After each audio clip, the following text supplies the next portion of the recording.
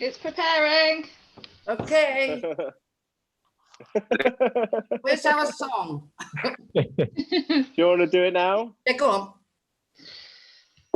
Who's in charge? Is it Sarah or Di? Di's in charge. I'm in charge for like 2 seconds while we go live. Okay, that's fair enough. And then Di's having it back. Okay, so Sarah, you haven't heard this, but I wrote a little song. Right, we're live. Hey, Hello, people of the world. Sarah, you haven't seen this, but I wrote a little song, and it's a Rough Az song, so it goes like this. Rough Az, rough Az. It's rough as. Rough as. Don't know what we're doing, but we're gonna do it anyway. We're Do it anyway. Anyway, rough as. Yeah. We're gonna do it anyway, rough. How good was that? Rough. Sorry, there's a delay. Rough. Are we starting now? Rough. We don't know what we're doing, but we're going. Right, here we go. Rough Az. What we're doing. Good, do it anyway. I'm glad that you all learned the lyrics so fast. That means that it actually is as catchy. Ladies and gentlemen, the Rough Az Choir. I think we were mixing a consistent rhythmic element to keep it all together. So if I want to beatbox and you guys follow. Oh, aye. 1, 2, 1, 2, 3. Don't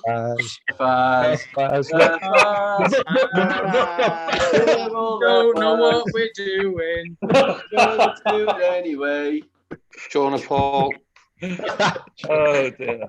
All right, well, with that then, I may start, guys. Tom, it goes. Go for it. Go for it. What we're doing. What's after that? We're Gonna do it anyway. We're gonna do it regardless. Anyway. We're gonna do it Regardless, regardless. we shall persevere to carry on. Do it now. Ole. All right, well, I'd like to declare Rough Az officially open then and live streaming to the world. Yep. So yeah, I usually host a joke in the Oak, but we haven't got an Oak to go to at the moment because all the pubs are fucking shut. So I'm just going to explain what Joke in the Oak usually is. It's a monthly charity comedy night, and we're doing this month's edition in collaboration with Rough Az Comedy Club, which is a South Wales-based comedy club for new comedians, established comedians who are trying new material. So what you'll hear tonight is mostly new material, but they're all doing out of the goodness of their own hearts for charity, so please give them the absolute utmost respect and attention. Those of you who are watching on Zoom and the World Wide Web via YouTube, we welcome you to Joke in the Rough Az, which is in aid of the NHS. Rough Az. Rough Az. 8 o'clock. Is it every day? Anyway. We're all Rough Az. There you go. So yeah, so far we have raised, guys, £153 for the Cardiff and Vale NHS. It's going online. I'm saving my clapping for Thursdays, thank you. When When it's deemed appropriate. Fair enough. But we are still taking donations. So if you would like to donate, go online to health.charity.wales/donate, or donate to your respective health boards or the NHS together. Basically, anything that says NHS or GIG in Welsh, give them your money. And Boris goes fuck himself. Fuck him. And Boris goes fuck himself. That's correct. So yeah, I usually start my set with a play on words involving my name, wishing someone who I profoundly agree with to die. For example, my name is Di, which in Wales is usually short for David. But if you're trying to blame the NHS workers for overusing PPE as a reason of why they're short for vital equipment to keep them safe, then my name is also short for fuck off and die. But frankly, there's enough death and destruction going on at the moment, so I'm not going to do that. Oh, fuck, I did, didn't I?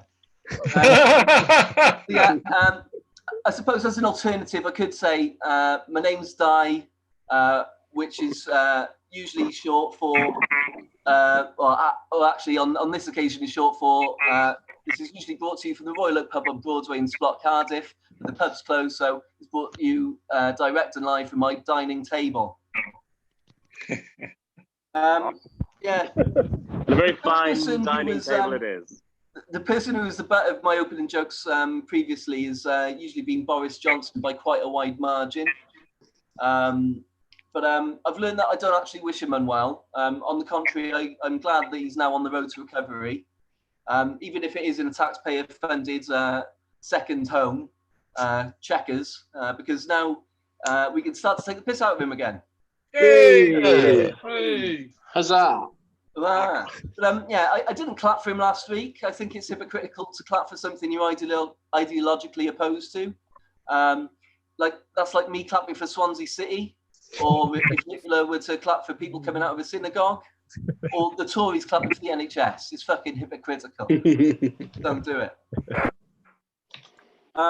Yeah, I didn't like the optics of I didn't like the optics of Johnson rising from his deathbed on Easter Day either. I think he could have waited another 24 hours at least to make his heartfelt speech. Heartfelt in inverted commas. Yeah, like Jesus, like he's not Jesus. Jesus fed the 5,000 homeless and hungry with a fish and 2 breads and loaves. Boris Johnson burnt £50 notes in front of their faces whilst calling them bum boys letterboxes. Jesus, he is not. Yeah, I'm not a religious person. I didn't celebrate Easter, but I did eat a shitload of chocolate, which is all it's all about, isn't it? Absolutely. Yeah. But having said that, I can't help but think there's a fair bit of divine intervention going on with all this coronavirus stuff. For instance, Nadine Dorries, a UK health minister, and a historical friend to the NHS, not. When this all started, she was signing a decree to make coronavirus officially a disease, and then developed symptoms of coronavirus. She then gave it to her boss, which is Matt Hancock, and then he gave it to his boss, Boris Johnson, all of whom cheered when they won a vote to deny doctors and nurses a pay rise in Parliament. So yeah, and like Australia's been on fire for most of last year, and hardly anybody gave a shit. And moreover, Liverpool were running away with the Premier League title for the first time ever, and dirty Leeds United were about to gain promotion back to the top flight. So I think God just like stepped in and said, "Fuck this, I've had enough. It's my call. Game's over. We're all going home."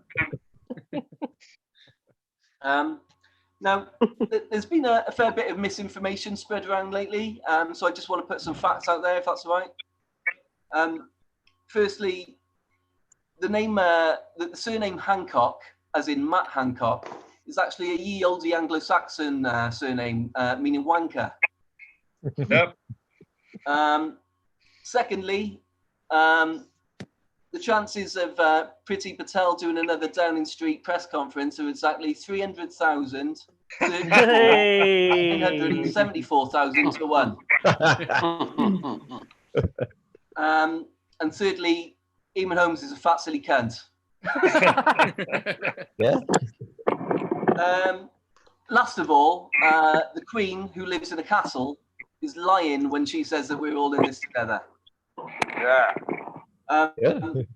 Apparently, Harry, her grandchild, is finding the transition to living in the USA hard, which I think the Queen might be enjoying. But I, for one, feel sorry for Harry. Apparently, the Queen was upset with Harry because he didn't tell her that he was leaving the family. But I sympathise with Harry, to be honest, because the Queen didn't tell Harry that his mother was leaving the family, did she?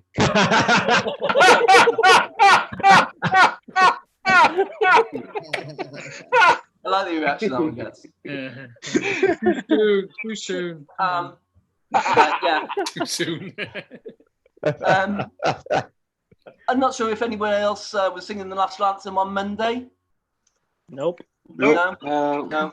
Well, I did because I'm a very passionate Welshman. I cry every time I sing the National Anthem, but it's mainly because I can't pronounce the words properly. That joke has never been truer than now, because I offered Say Something in Welsh, an online Welsh course, to help with their campaign for people to learn the national anthem. And it only took me about 50 takes to get it right. The person who designed the course, Aaron, reassured me that basically I would have gone viral if he had kept my original tempt in. Yeah, so now is a great time to learn a new skill or a language. I'm cracking on with learning Welsh. I've been watching the news on S4C Newyddion, and it's far less depressing when you've got to guess what the headline is. For instance, now can't pimp wedi marw heddiw. Well, I for one think that it's a good thing that these pimp cunts are now diversing into growing marrows. I think, you know, it's difficult to adhere to the 2 meter rule in the sex industry, isn't it? Yeah, that's a pretty dark joke if you can speak Welsh. So with that, I'm going to apologise if I've offended you by anything I've said tonight. And with that, we're going to crack on with the maths. But before I do, I just want to go through some rules. Any of you who are on Zoom and part of the audience, is strictly no heckling and phones on silent. This shit is hard enough to do in real life, let alone online. So basically just don't be a dick. But laughing's fine. It's even encouraged and welcomed. Yeah, where am I?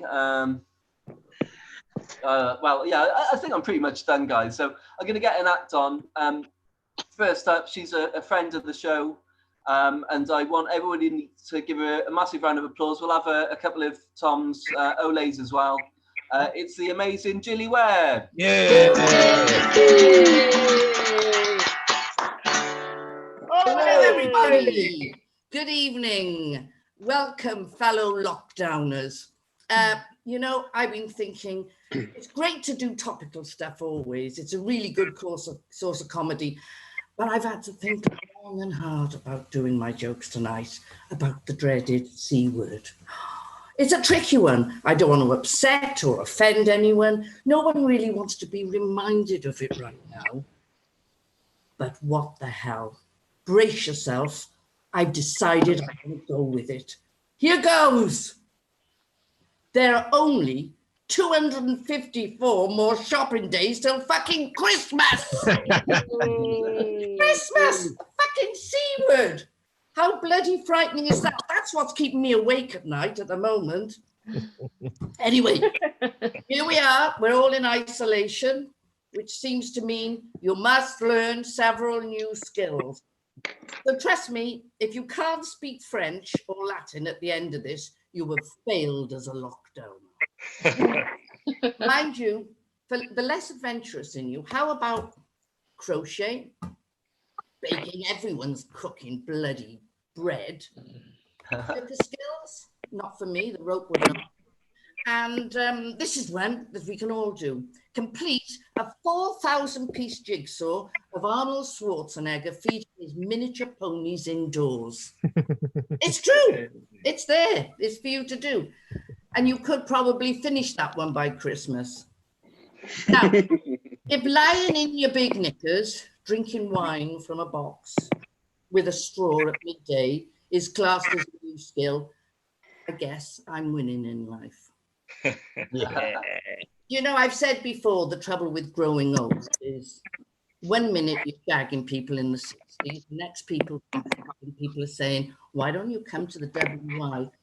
But you know what? Lately, I seriously thought for the first time in my life about lying about my age, just in case it switch me off. Boom. It went down well. Pleased to note I've given up the jogging I've talked so much about because it spills your drink. Well, now, during lockdown, more than ever, spilling alcohol would be classed as criminal. So I'm fucking not doing any jogging. I did the Joe Wicks video, but I did that from the sofa eating chocolate, so I don't think that really counts, does it? Local news, okay? The lad down the road who sells recreational drugs, yeah, Wait. lovely lad, He's now doing a lockdown. Isn't that enterprising? I was so impressed. You know, it's nice to see young people thinking outside the box during a time of crisis, don't you think? Yes. He's a lovely lad. Now, I've mentioned my bloke Bryn to you on many occasions. You know, he's a difficult man. He's the one who sidles up to me on the sofa as if I just got lucky for the first time in bloody ages. Then all of a sudden, whatever's wrong, Bryn, I say. There's nothing. I found the remote. You remember Bryn, don't you? Yes, he's that Bryn. Anyway, he said he was really worried about me the other day. He said, Jilly, whatever would I do if something happened to you now with this? I thought, oh, he loves me. And then he said, who'd have the dogs when I go fishing? Well, you know, I don't know as a fisherman really why he's worried about coronavirus. It's a well-known fact in our village. He never catches anything. Anyway, that's my sort of take on coronavirus at the moment. But I'd like to leave you with two thoughts. First of all, in an act of civil disobedience, I've stopped wearing a bra. Hey. I am not wearing a bra anymore. If that virus bangs into one of these two beauties, it won't stand. It won't stand.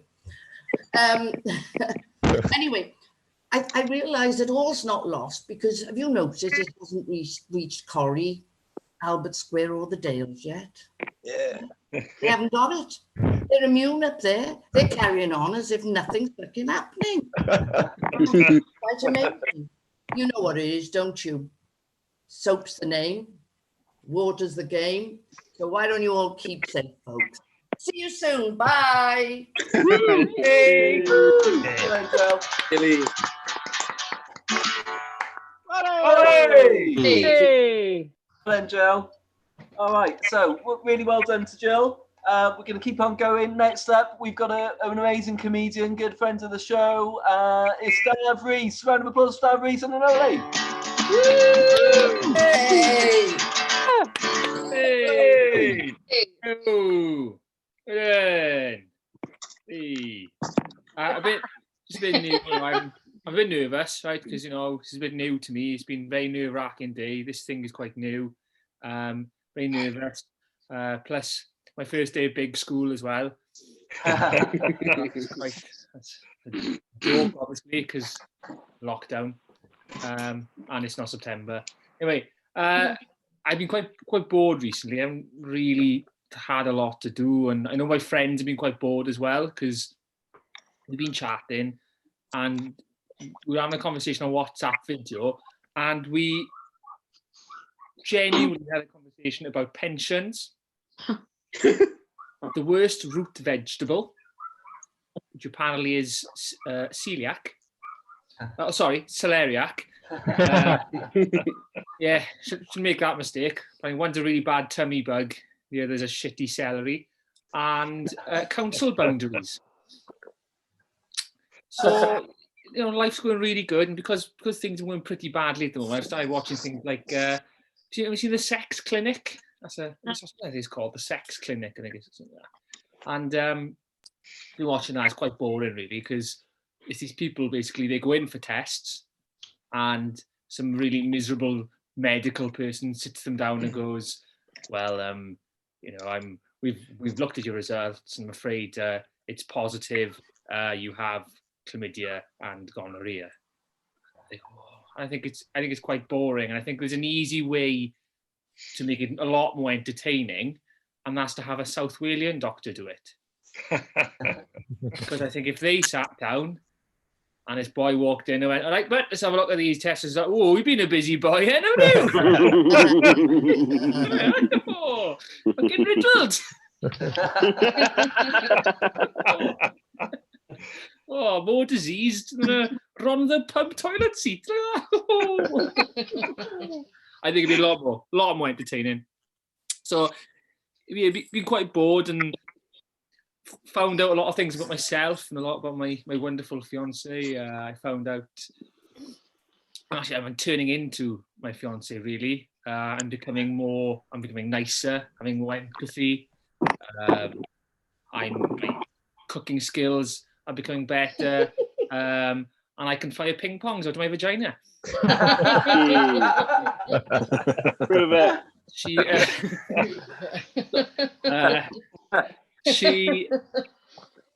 So yeah, we watch a lot of telly. Obviously, watching a lot of telly. She's on about Channing Tatum was on the other day. She went how much she loves Channing Tatum and look how lovely Channing Tatum is. Like I know he's good to look at, but she was like, "Oh, he's lovely." I said, "How do you know he's lovely? How do you know he's lovely? Could be a bell end." She said, well, yeah, actually, when you think about it, yeah, I have look at over the past, I am attracted to bell ends. Which has left me with this question now of one is either I'm a bell end or two, my fiance doesn't find me attractive. And I'm hoping it's the bell end one. So we've also found out as well that, thinking back to the beginning of our relationship as well, and because you watch these things on television, you watch all these films and programs, and you see people's early days, of their relationship is all about fun and finding things out about each other and falling in love, and ours was mainly just holding in farts. Not as romantic as I thought we were, and the thing is, the more time we spend together, actually, the more time I realised that despite being better than me in pretty much every way, there are flaws there, and I'm starting to spot them, and it's making me feel so much better, right? So of some of the things that have been said recently that have helped me realise this. First of all, is I don't regret anything. I just wish I'd done things differently.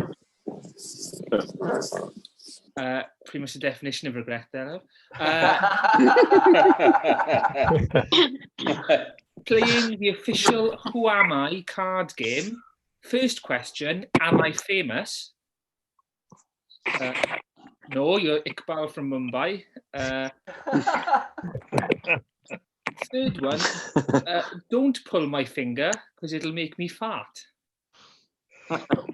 Which I think is another good one. And finally, we have this, and this is my favorite. Bearing in mind that over the last 2 years, we've bought a house together, we got engaged. She said, I remember when I first got the new fiver. It was the best day of my life. Actually says more about me than it does about her, to be honest. Well, thank you very much for this. This has been a lovely experience and a chance to try out a few things to see if there's anything there. So hopefully you've enjoyed. Thank you very much. Hey. Olé. Top man, what a guy, Dave Rees. Okay, so next up, we're going straight into it again. We got Ray Turner. Yeah. Olé. Hey. Hello. I hope you're all well, mainly because I'm not. Oh. What's up? Nothing to do with coronavirus. No. I was ill with a variety of physical and mental health problems long before it became so trendy. For example, I'm properly mentally ill. Not one of those folks who wanders round saying, "Oh, I'm mad, me, what am I like?" Tedious. That's what you're like. Do you have to feign mental health issues instead of developing a personality? Well, have you considered a career in middle management?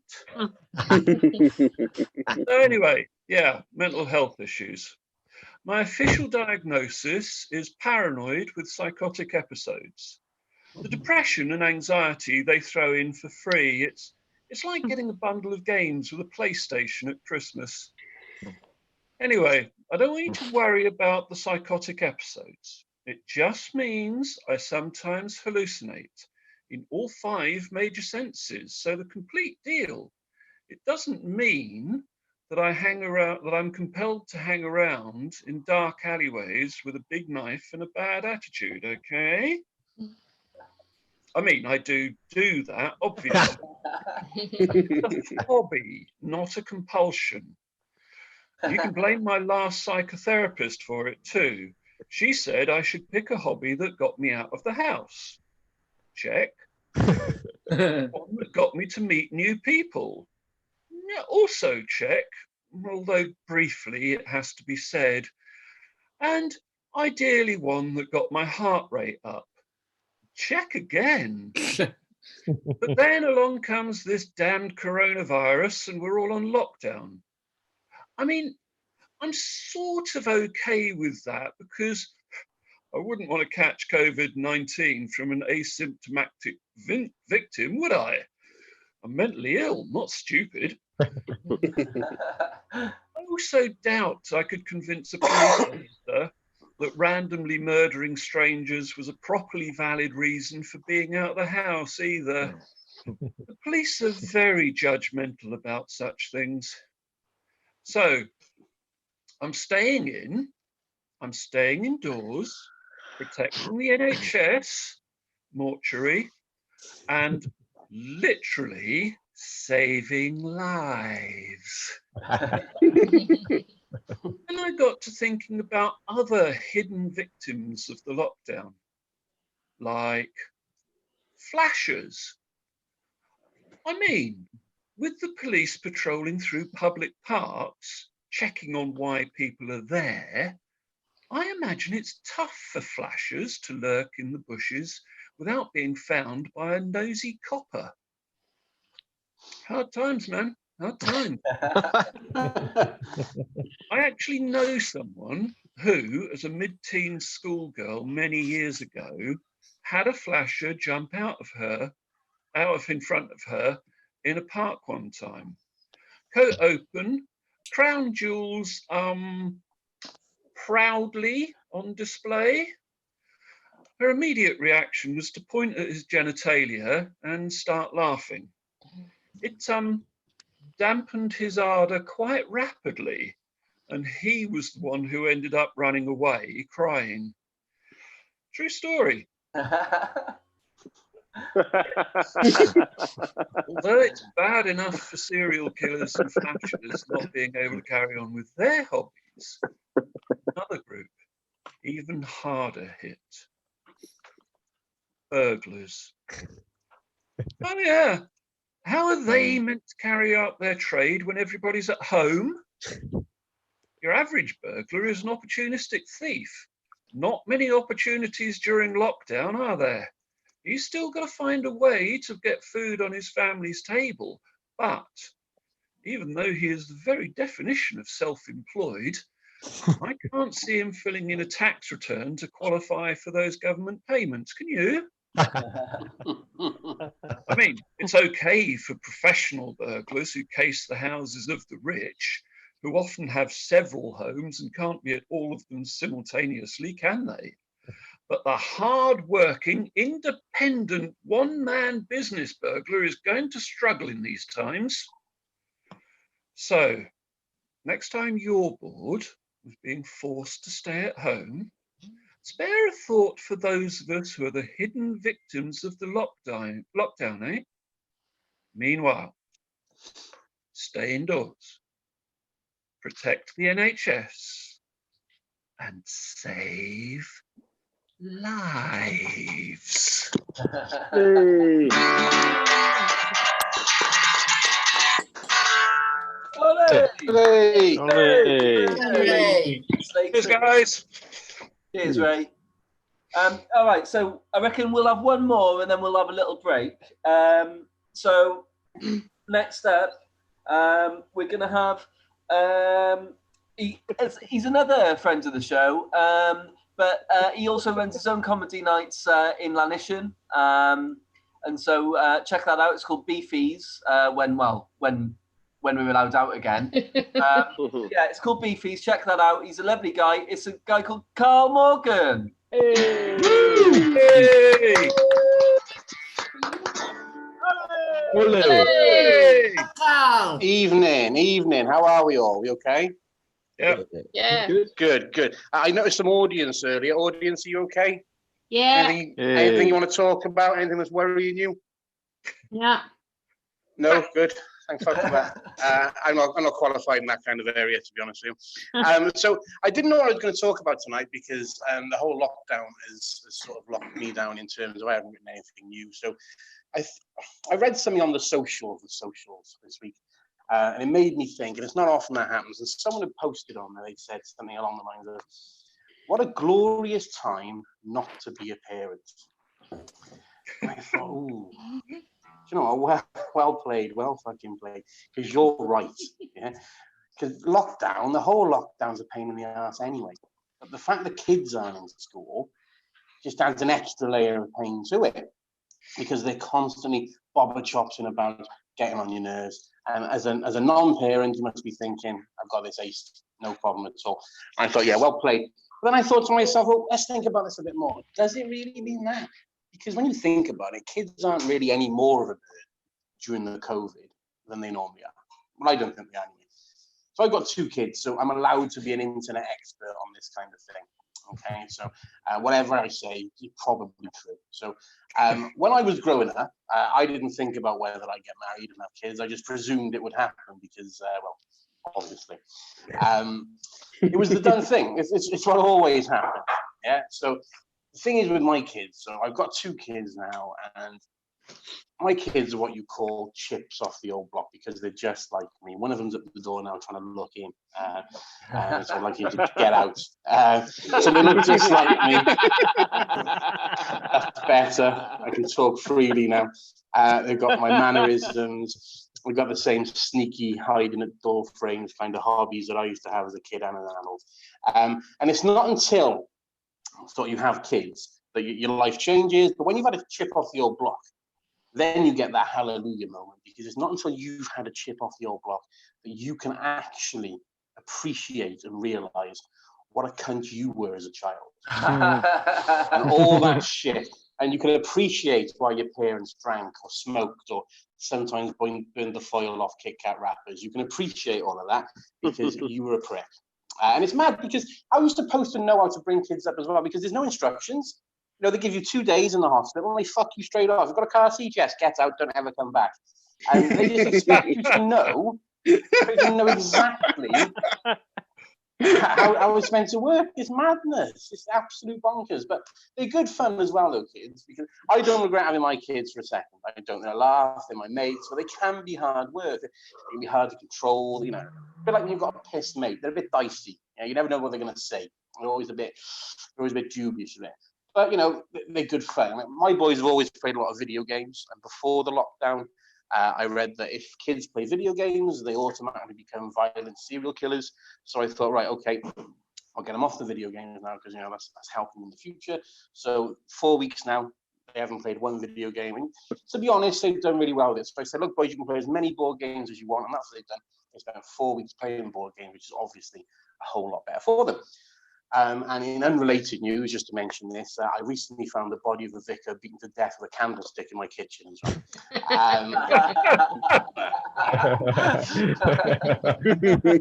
But you do wonder,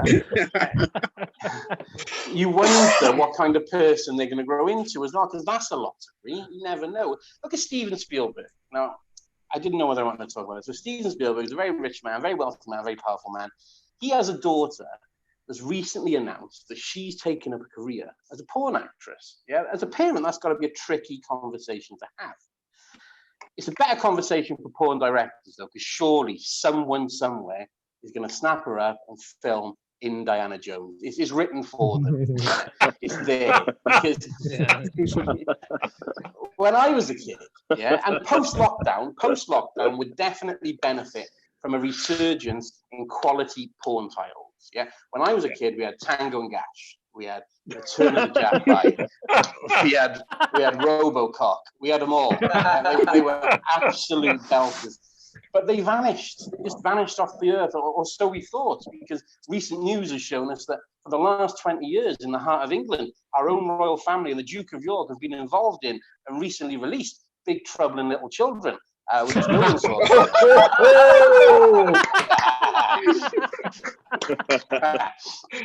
But back here in lockdown,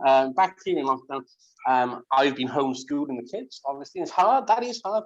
I'm no teacher. You know, I'm not trained to help with equations and adverbs. But that will change this week as well, because my eldest son, he came to me and he said, "Dad, what's wanking?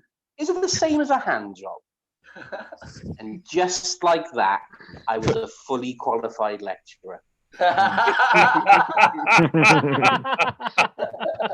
So reflecting on what I've read on the socials, no, I'm not convinced that this is any different to any other time. You know, it's not a good time to not be a parent, because, you know, if you're one of these people that hasn't got kids and you've been fucking like a bunny throughout the lockdown because there's nothing else to do and there's nothing else on telly, and in 9 months' time you've got, you know, a new kid and we're out of the lockdown, it's going to be no easier for you, because, you know, your kid will still be mad and your kid will still be a prick, because all kids.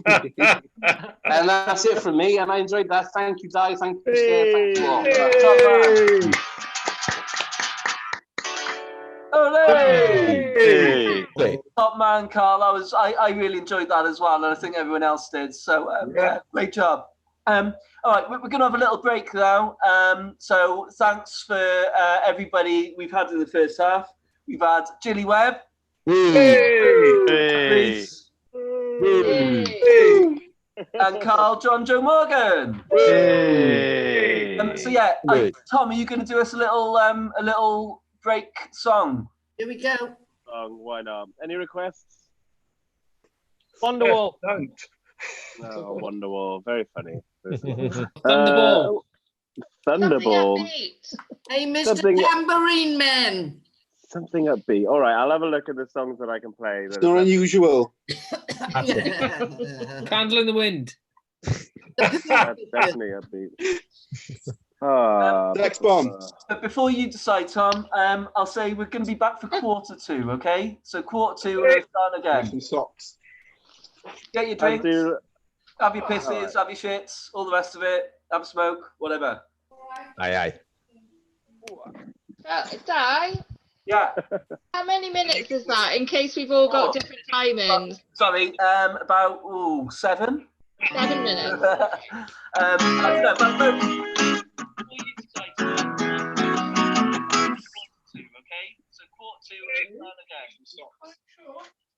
Who's watching us on the YouTubes? Right, okay. Time for my moment to shine then. Can whoever's watching it through the YouTube turn it off, because that's really annoying. Okay, fuck it. I'll just play the one that everyone always wants. It's the one that people always ask when I'm doing my little thingies. Boo-ba-doo. Oh, fuck's sake. Nothing ever bloody works. There we go. Are we still live? We are mainly still alive. All right. There we go. Right, there we go. Okay. Almost heaven. West Virginia. Blue Ridge Mountain, Shenandoah River. Life is older, older than a tree. Growing like a mountain, growing like a breeze. Country road, take me home to the place where I belong. West Virginia, Mountain Highway, take me home, country road. All my memories gather round you. Miner's lady, stranger to the blue water. Dark and dusty, painted in the sky. Misty taste of moonshine, a teardrop in my eye. Country road, take me home to the place where I belong. West Virginia, found mama, take me home, country road. I hear her voice in the morning as she calls me. Radio reminds me of my home far away. Driving down the road, I get a feeling that I should have been home yesterday. Yesterday, country road, take me home to the place where I belong. West Virginia, Mountain Mama, take me home, country road, country road, take me home to the place where I belong. West Virginia, Mountain Mama, take me home, country road. Take me home, country road.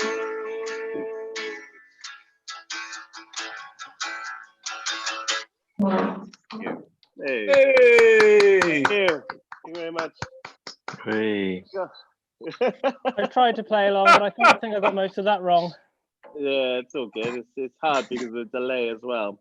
Should I do another one, or have we had Can you do that again with less enthusiasm? I thought I was muted. Shit. Oh, it's great doing this without an audience, isn't it? 5 minutes. Way! Well done, Tom. Awesome. Thanks, mate. Hey, I clapped. I appreciated the way, Nick. That's my level of energy anyway. You know that by now. That's fair enough. That's me on full. And that's your burden to bear. So, you know I love you, Tom. Tom. Yeah, I love you too, babe. Fuck it.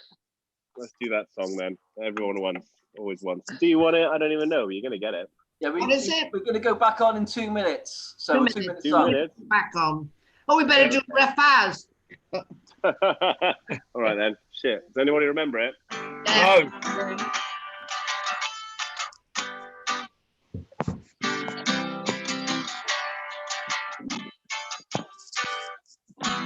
Is that right? Yeah. 1, 2, 3. 2, 3. Rafaz,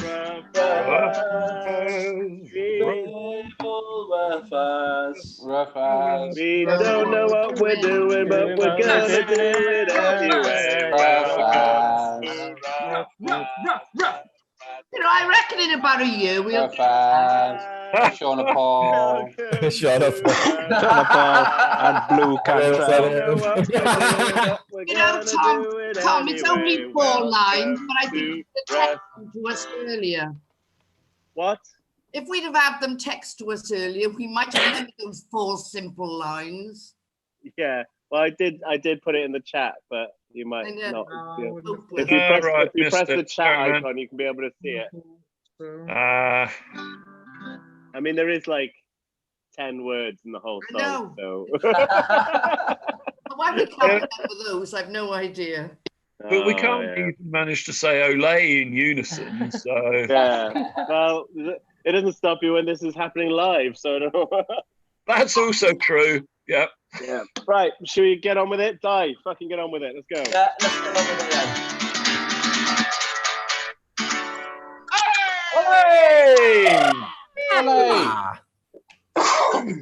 Yeah, welcome back. Welcome back to the second section of the show, people. Yeah, yeah. Shit.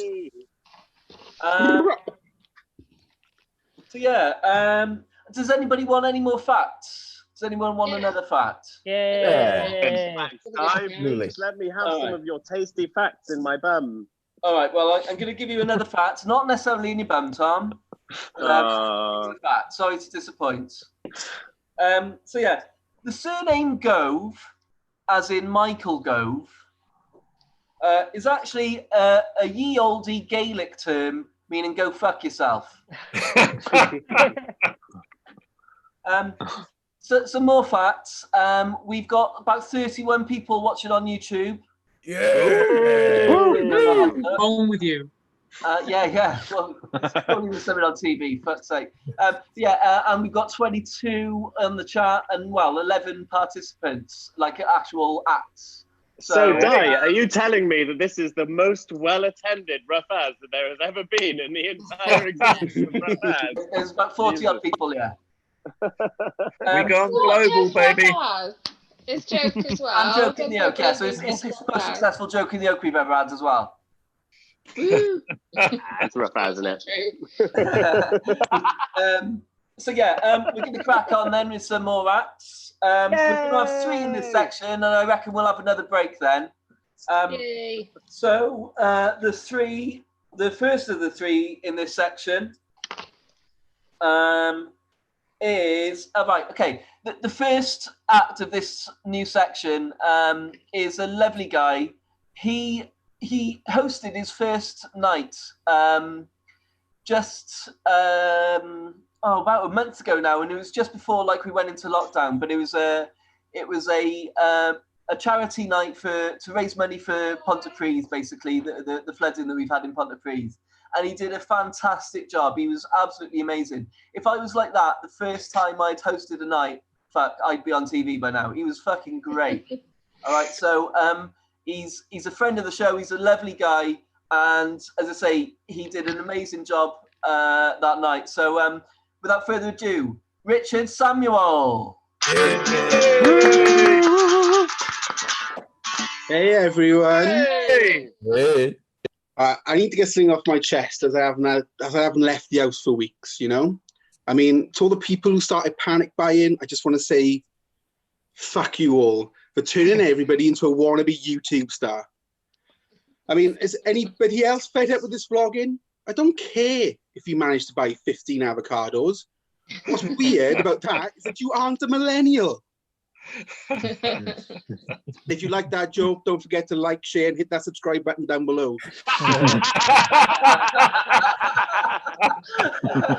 Very good.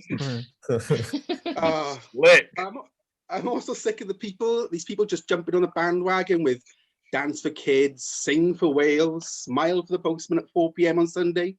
Here's a better idea, right? Here's a better idea. Why not help everybody remember the pubs and join me this Saturday at 2 a.m. by blasting out Mr. Brightside. Come on.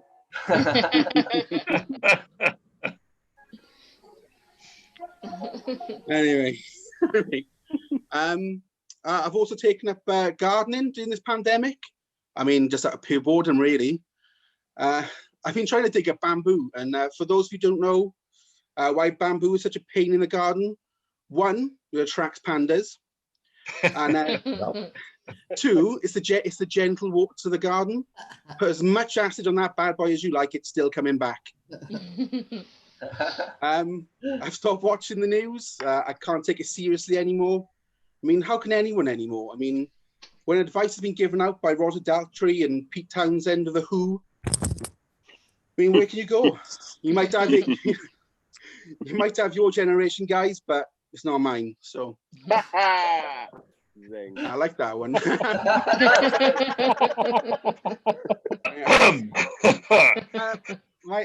My job before all this happened was working in the music industry, and I've rightfully been furloughed because nobody's just going outside really.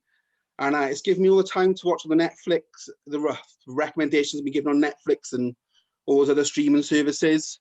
So with that spare time, I sat down and I watched The Irishman. Has anybody seen that? Yeah. I have to say, Al Pacino's gaydar was definitely broken on that one. All he does is call everybody a caca-sucker. I apologise for the bad accent. And, did you see at the start of this pandemic that the Midlands broke up a 20-person lockdown barbecue? Shocking, isn't it? I mean, it's not even barbecue weather.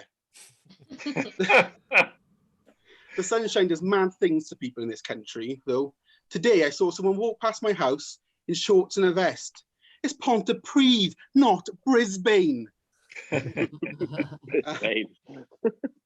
Before all of this, I was in work, and resident hippie vegan of our place goes to me, plants are like kids, they need looking after. And as a professional bullshitter myself, that's where us marketeers are, by the way, I thought I could smell a large one here. But it is true, Peppa Pig is also like crack to them.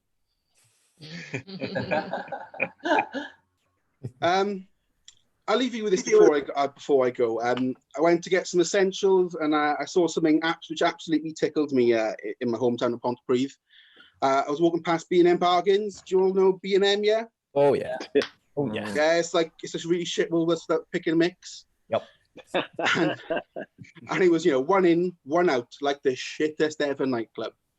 I mean, they've chucked the biggest person on the door, and of course, for the added authenticity, they're chewing gum and stuck a yellow post-it note on the arm.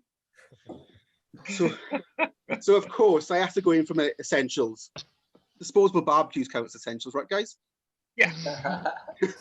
It got even better when I was inside, though. Back-to-back essential club land, like all the best shit clubs, or just Pontypridd nightclubs, really. I thought I'd made it, though, when I was greeted by the trolley attendant, playing up to the role by cleaning trolleys and dishing out the soap catchphrases like "no glove, no love," "no soap, no grow," "no corona, big boner." Anyway, thanks, guys. I've been Richard. Yeah, keep donating, doing all your things. Amazing. Thank you much for having me.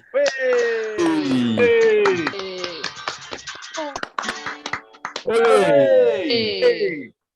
Top man, Rich. Top man. Yeah, he mentioned donating there. I should have mentioned donating. I'm going to tell you what the link is again, if I can find it. It's health. Oh, hang on, God. Hang on. Health. Hang on, God. It's not that. It's not that. That's a long one. Oh, God. Hang on. Bear with me. Yeah.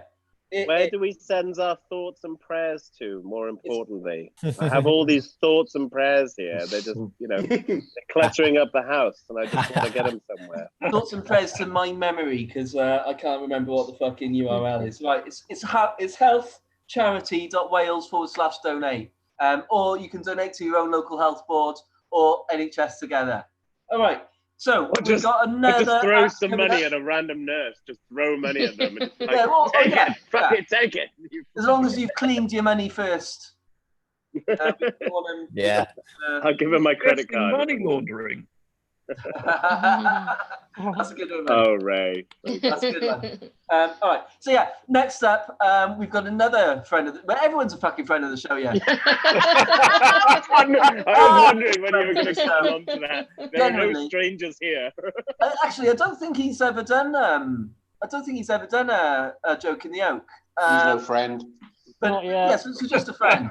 But now he's going to become a friend of the show. Like I usually say, when you're doing a joke in the oak, you become a Broadway performer because you're Broadway in Cardiff. But, we'll have to get him down when we're back on Broadway. Yeah, he's a friend of the show. Well, will be a friend of the show. Basically, he runs a comedy night himself called Soapbox Comedy. So get down there when they're next open. It's just opposite the stadium. He'll tell us where. What's it called? Oh, my mind's gone blank. Nostar. Nostar, that's the one, in Nostar. So yeah, he's a lovely boy. His name's Sam Smith. Round of applause, massive round of applause. Hey!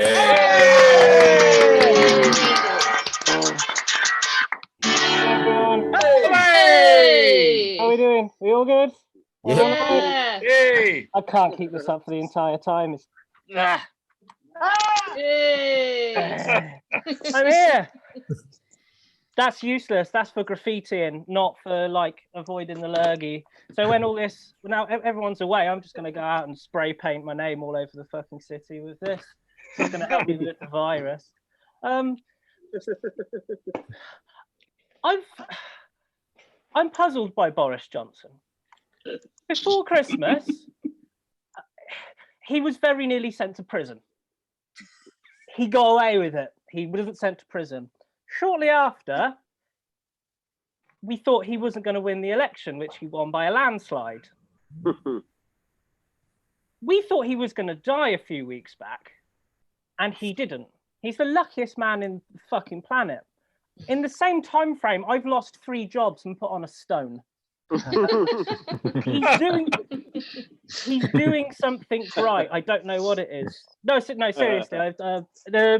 I work in the media in music technology as live sound engineer, and it's shit anyway. So this lockdown is just an extension to that, and it's the same in Cardiff. There's lots of people who work in film. Have you heard of His Dark Materials? Yeah. Which was filmed in South Wales. It's what I call my porn collection. It's based on a book called The Golden Compass, which is what I call my penis. It's your ginger pubic hair for the night. Joke for the night. You get one. Everyone gets one. But no, I've been pretty short on work since the new year. I have lost quite a few jobs, quite a lot of work. So I've just been staying inside the flat, drinking, feeling sorry for myself since February. So I've got a month's advantage on all of you fuckers. I've been doing isolation loneliness before it was cool. I already had the mask. No, it's a strange times. Di was saying about national anthems earlier, and singing the national anthem on Monday. I'm an Englishman. I have no pride and shame in saying that at all. I didn't have any help in saying that, but I do have to say the Welsh national anthem is way better than the British English national anthem. God Save the Queen is banal. It's shit. Why would I want a God that I don't believe in to save a queen that I don't recognise? It's like singing Superman Save the Pope. Whereas like the Welsh national anthem, Land of Our Fathers, or Dadland as I call it, that's got some spirit. They've got some spirit and a fair play. When the rugby's going on, 70,000 Welshmen sing it with passion, sing it with power. It's an impressive sight. It's an impressive sound. I was in the toilets of Tiny Rebel. That's me. After the England Wales rugby game last year, and there were some Welsh gentlemen singing rebel songs in the toilets in Welsh. Well, I don't speak Welsh, but I knew they were Welsh rebel songs because they were kind enough to translate some of the key lyrics from Welsh to English. That line being "fuck the English." But I mean it though. I think having pride in your nationality you didn't choose it. I don't think it's right. In the same way that you shouldn't be shamed by your nationality. Other people, just because they come from the same boarded out plot of land as you, you're not responsible for their actions. So I don't think a Welshman, I'm not going to take credit for Shakespeare or fucking David Beckham in the same way that I'm not going to have shame for a genocide that happened before I was born. In the same way, like I don't think Welsh people should have pride in when the rugby team wins, in the same way that they shouldn't have shame in Ian Watkins. Good man. Got to say though, fair play to Pontypridd County Council. And this isn't a joke. This is just the truth. Ian Watkins' name was in the Pontypridd Hall of Fame, literally in the high street, engraved into the tiles. They had a JCB at the top of the high street waiting for the court case to go through. So the second he was found guilty, they digged that fucker up from their pavement as soon as they could. They wanted to turn that pride into shame the second they could. It was beautiful. And I understand. It was like a lot of people in the music scene were like, they booked him, they played with him, they played with that band, and then they had to realize that they were sharing the same music scene as Lost Prophets. And I'm a record collector, see all of this waste of rubber. My ex-girlfriend, I used to go in charity shops looking for bargains. My ex-girlfriend gives me a call. She goes, I'm in a charity shop. I found Lost Prophet's first record for £2. Go on Discogs, which is like eBay for beardy nerds that collect records like me. And it's worth 150 quid. First pressing, bargain. Yeah, buy it, wicked. Between her buying the record and coming home from work, it came out that he was a massive paedophile.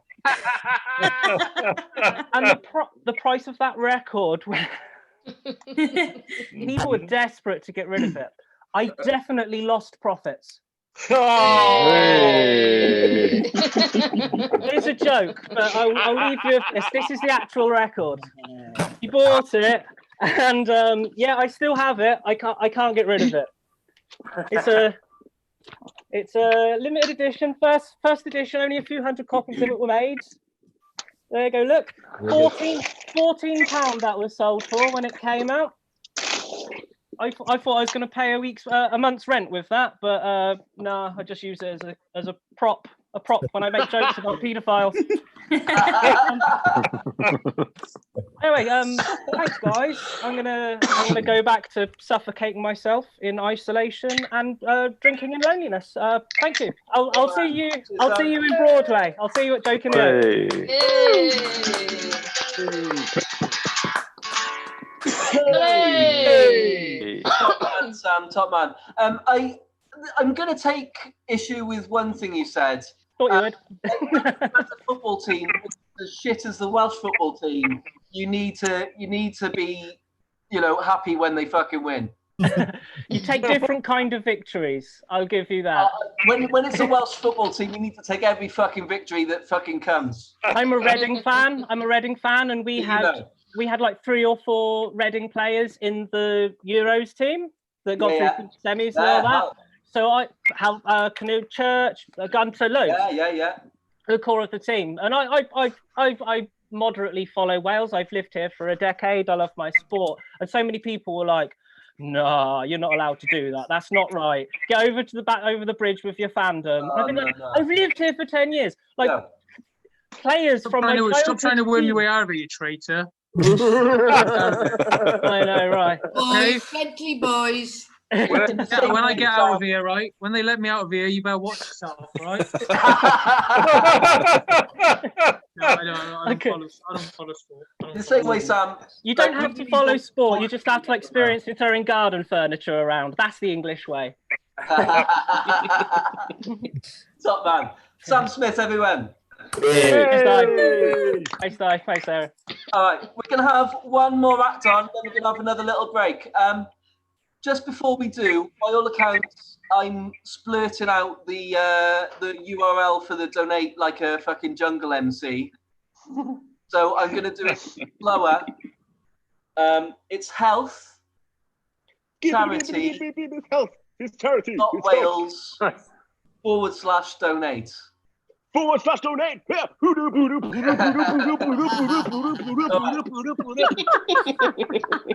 we're going to have one more act on. This next act, you'll be surprised to find out he's a friend of the show. Hey! And he's genuinely a lovely boy.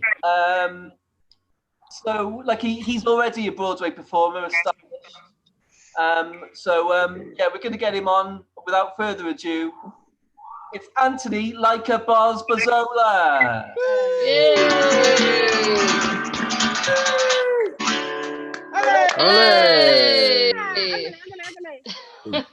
Thank you very much, Dave. Cheers. So obviously I'm here at the moment. We've been under the quarantine rules for just over 3 weeks. I got to be honest with you. I spent the first few weeks of this quarantine proudly exclaiming that what with still being in work, my life hasn't really changed that much, until it dawned on me that is actually something that I should be embarrassed and maybe even a bit concerned about. Now when people ask me, I tell them it's driving me crazy. I'm going to get the Boris Johnson nonsense out of the way nice and quick. I did listen to his little speech the other day. What was it he said? I owe the NHS my life. I think you'll find the figure is actually 350 million. Whatever, you know. I gotta tell you, even with being in work, I'm still incredibly bored. I was incredibly tempted to start day drinking the other day. I looked over to my left shoulder, and there was a hulking freak beast of a devil holding a bottle of Smirnoff vodka in each hand, shouting, "Do it, man. Where's catalogue your sock drawer?" I was tempted to say sod it and heed Devil Teddy Cruz's advice, but I first thought I'd at least glance over to my right shoulder, where I was greeted by a scrawny, dishevelled and visually distraught shadow of what I can only assume was once my guardian angel. The best counter-argument that he could muster was to remind me that the sun had only been up for about 5 hours, so maybe it'd be wise to start on the Copperbergs first. Suffice to say, by 2 p.m. I was shit-faced. My relationship with booze is a lot like my relationship with food. It's very much a love and hate affair, as in I love it when I'm eating and I hate it when I'm not. You know, when people started using the abbreviation WTF, I spent 3 years thinking it stood for Where's the Food?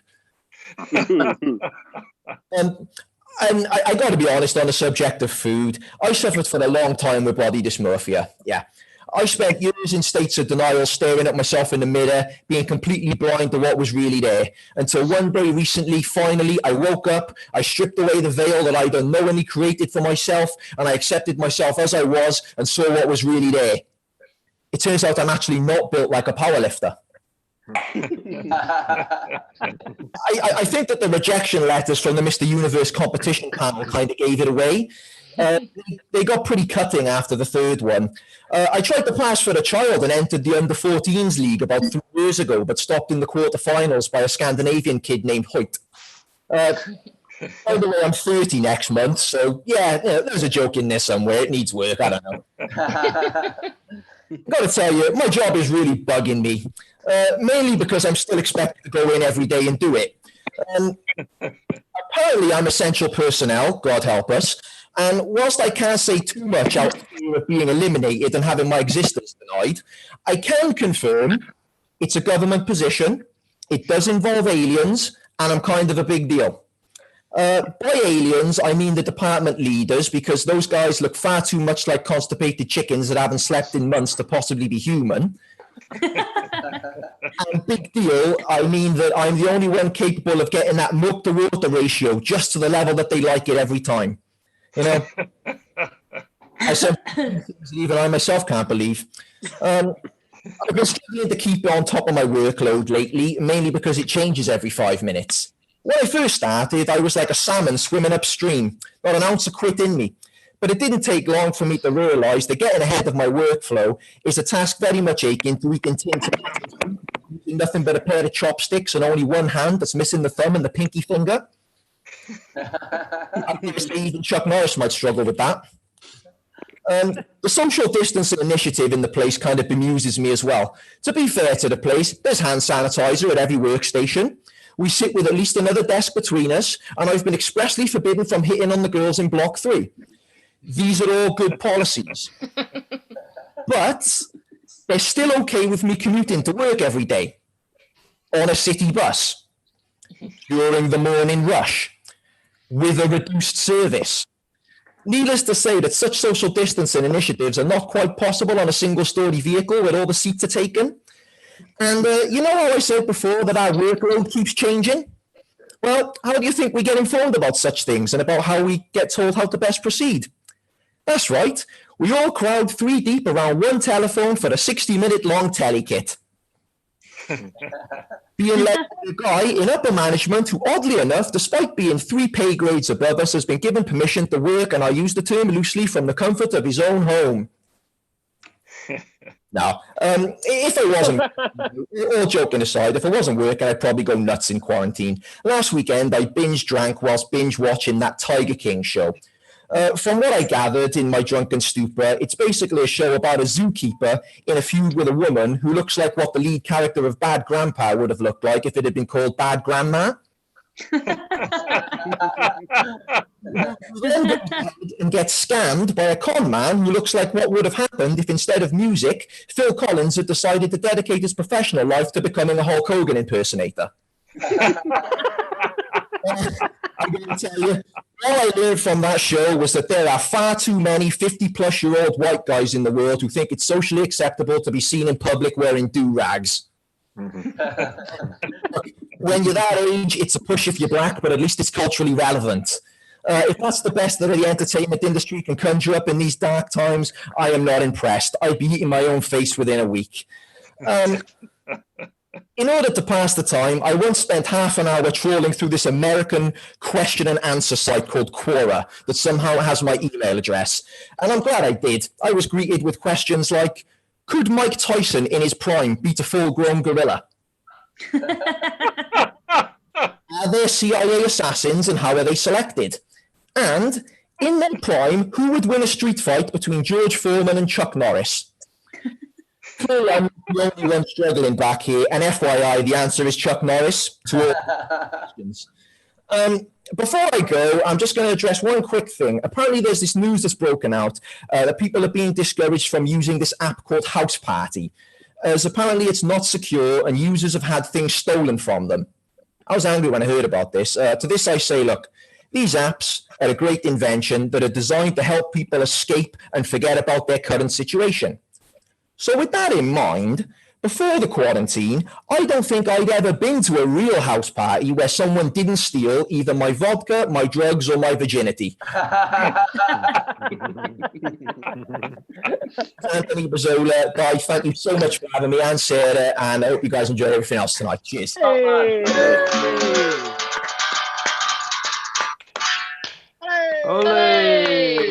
Joke was class, mate.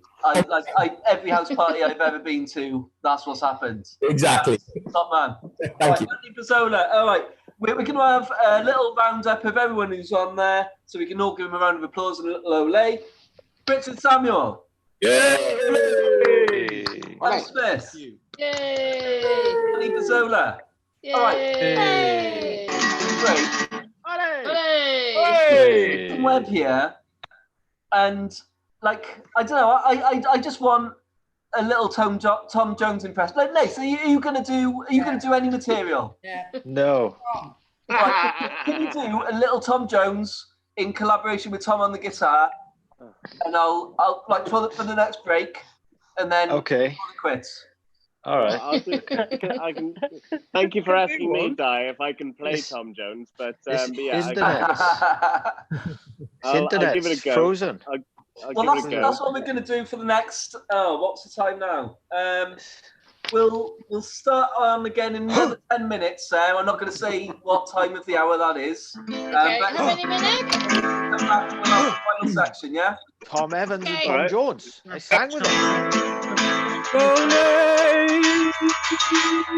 I sang with Tom Evans. I knew him personally.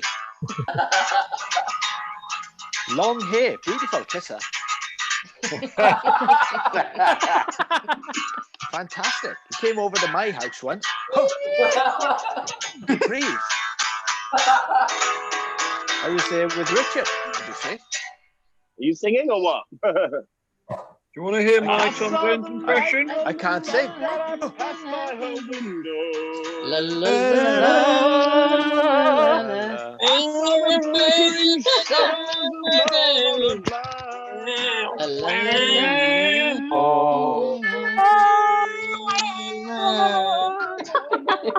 Oh man, I should out of my mind. Bye, bye, bye, Delilah. Gonna Paul. Why, Delilah? Gonna Paul. John Paul and Blue Cantrell. That girl was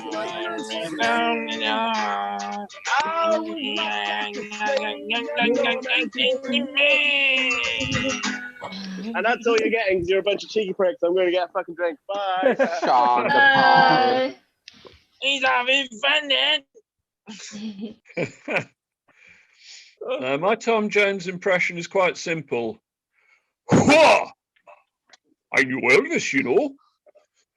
That's it. Elvis, you know. Oh, right, okay, sorry. Do you want to see my modern day Tom Jones impression? Go for it. You'll love this.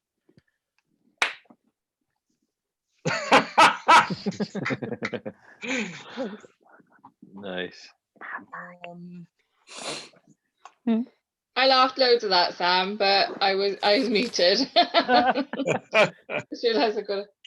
Yeah, I can see that. Awesome. That's better. That's the right way around.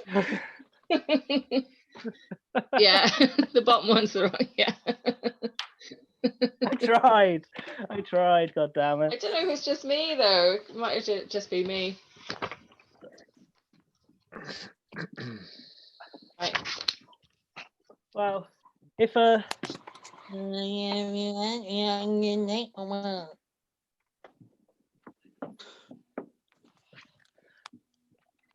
I think. Try it again, Sam, because I missed it first time. What? Play it again. The stuff that you wrote and put up. Oh. Ah, good man. If I speak, it'll stay on the screen. So if I just carry on waffling bollocks, everyone will see it, and then maybe they'll donate. Maybe they will. Oh, is that what it says, Sam? Top man. Yeah.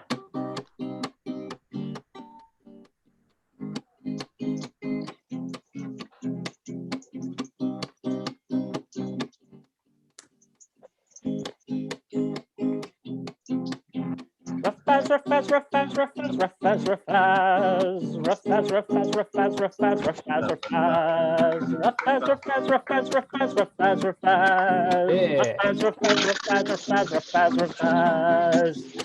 we are rough as we don't know what we're doing, but we're gonna do it anyway. We're rough as we don't know what we're doing, but we're gonna do it anyway. Rough as, I like that.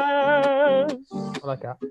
Rough as. Stolen your job, Tom. Great lyrics. You can fucking have it. Rough as.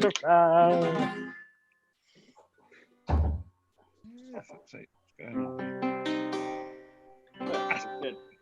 What chord was that? C minor on an out of tune guitar.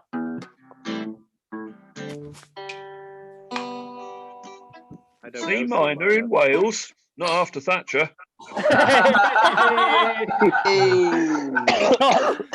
after Watkins. That one.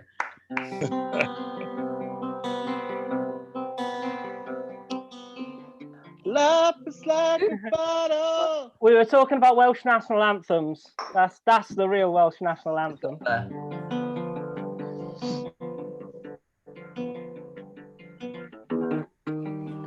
Everybody's given us power.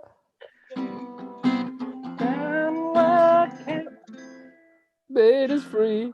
We having a sing song or are we calling it? Have a little. We've got 2 minutes for a sing song, and then we'll start going again. Should we do let's do that. Let's do. Yeah, cool. No. Libraries give us power. Oh, I came back at And what came and made us free?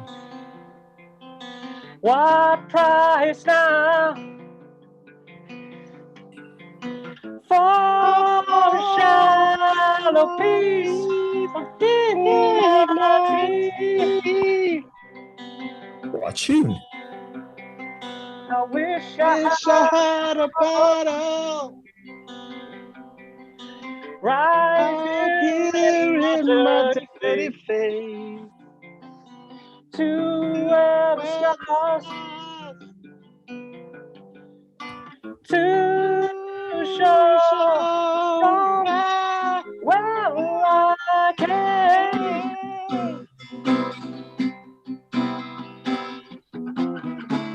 We don't talk about we only wanna get through. And we pretend as we are this is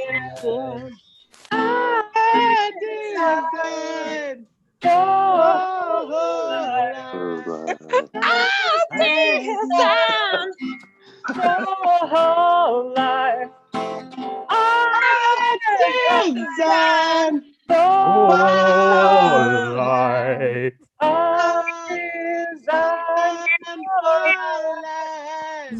Life. 2 minutes. Yeah, that's about right. All I can say is if you tolerate this, then your children will be next. I don't know. Is everyone ready? How are we looking? Hey, I've done my bit. How's the so bar looking? go for it, Is then. everyone back from the bar yet? Yeah, that's the main thing. And from your pisses and your poos.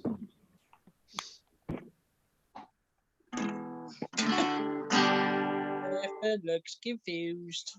Tom, let's have one rendition of the Raphael song, and then we'll get going again. We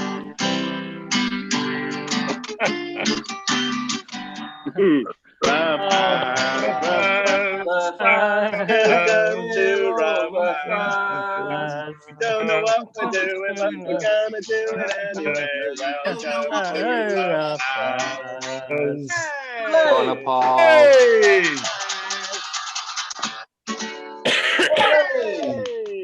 All right. Welcome back, then, people. Rin Tin Tin.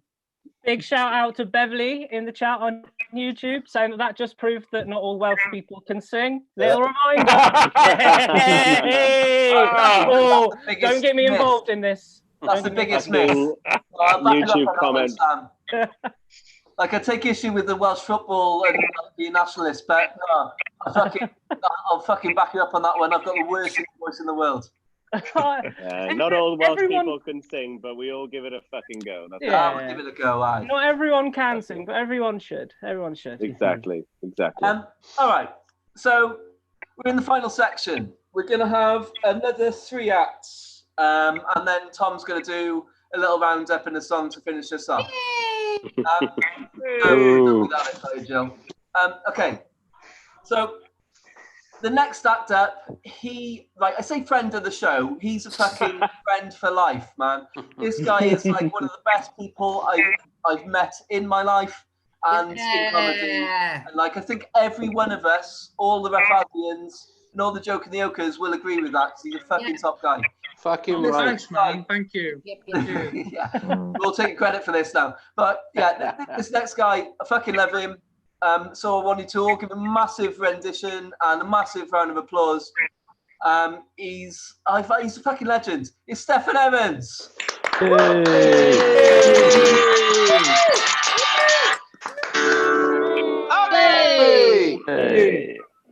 All right, you cunts. Good. Hey, this is nice. I haven't had these lights on before, so I think I might be the tan. So this is my first gig in front of a phone. I've never found out anything such as, this lockdown has been like something that's changed my. I never knew that so many professional comedians needed coffee that much. Britain's jokes, they're quite shit. So and I'm by the door, so if I need to burn the paper after, I will. So all right, I'll start. No cooker is broken. My missus wants a lamb cap tomorrow night. Not to worry, I've been inspired by something I saw on the television in a lovely film called The Human Centipede. Oh. That's one for the kids, isn't it? Then we've got another one. I haven't started my timer. Oh, not getting no. Sorry, I'll tell you when you're done. Yeah, well, you are. So,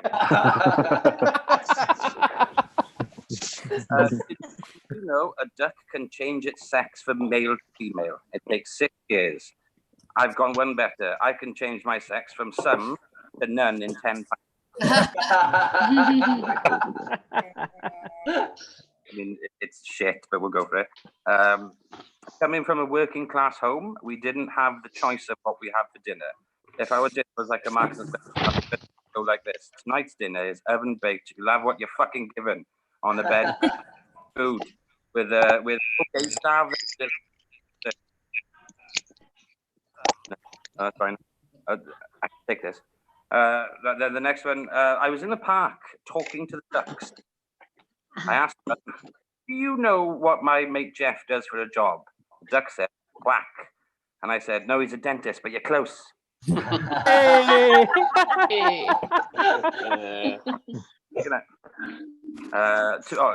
Towards the end of my last relationship, our became brutally honest. Called me the Rustler's Burger because all the meat was in the middle. I called her hot noodle. Every time she got hot and wet, I got soft.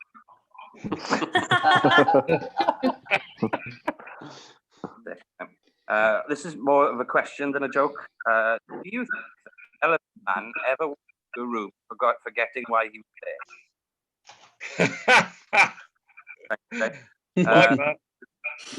there? Dodgy jokes, but I go in the way of punching down on someone bad. So, what's an anti-Semite favorite martial art? Jiu-jitsu. Keep cutting out, Steph. Yeah, Steph, say that one again. Oh, no. Cutting up. Say it again. I need to record it and send it to Jeremy Corbyn.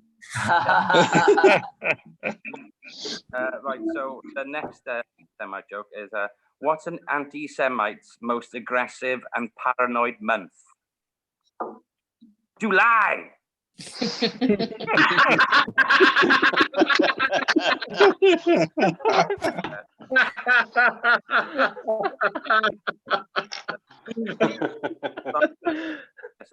I'll have to check it with half of Josh Elton.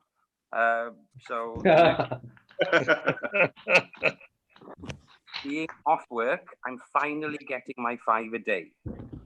With even very long days, I still can't stretch it to 6 wanks. Timer. And then I go one more. Oh no, I haven't got 2 more. Fuck it. I've generally been off work for years, but I still go in because if I don't, they don't pay me. Yep. And have you heard of that say teaching your grandma to suck eggs? Yeah. Yeah. Yeah. Kind of fucking perverts going around teaching like old women to suck eggs. He's not talking. Right then, Ethel, here's an egg. Get around it. And then no, don't treat it like a friend. Okay,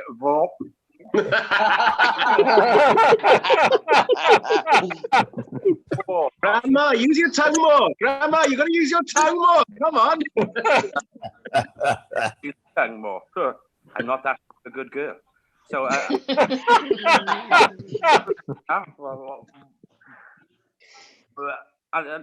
who the fuck is teaching this? You know, like, I'd be happier if they just robbed him.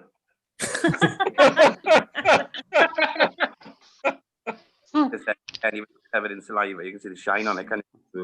Right, that's everyone. Fuck Boris and yes to the NHS. Hey! Who was that? Stefan Evan. All right. Before we go on to the last 2 acts, we've got Chris Davis. Is he here? Was. Yeah, where's Chris? Hey! Yes, Chris. Chris, do you want to say anything? Do anything? Do you want to do it? No, it's fine. I would, but my internet's really shit. Everyone keeps freezing up. I don't know. I'll say one thing. I was doing the family pub quiz thing on Zoom the other night, and I completely misjudged the audience. I took the phone to the toilet and pretended to take a piss. And it didn't go down really well. I mean, my wife was really angry and embarrassed. She was in the bath at the time, you know. Homeschooling has been really tough on my kids, but thankfully they've really dumbed it down for me.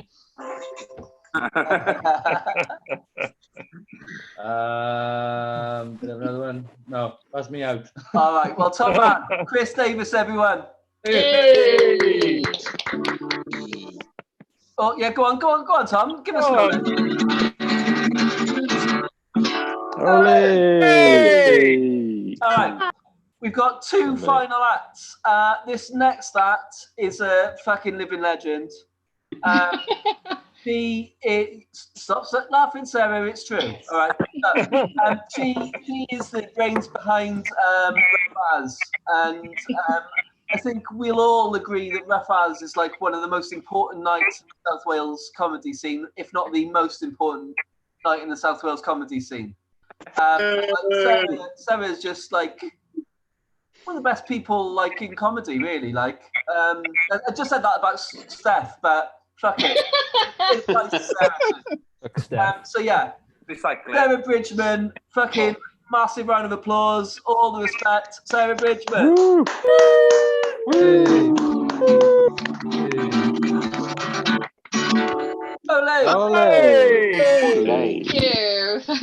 Thank you. All right, having said that now, I've written everything today and I thought, oh, it seems a bit mean, but I'm going to do it anyway. I just said I'm lovely. Go on, stick it to the NHS, Sarah. Do it.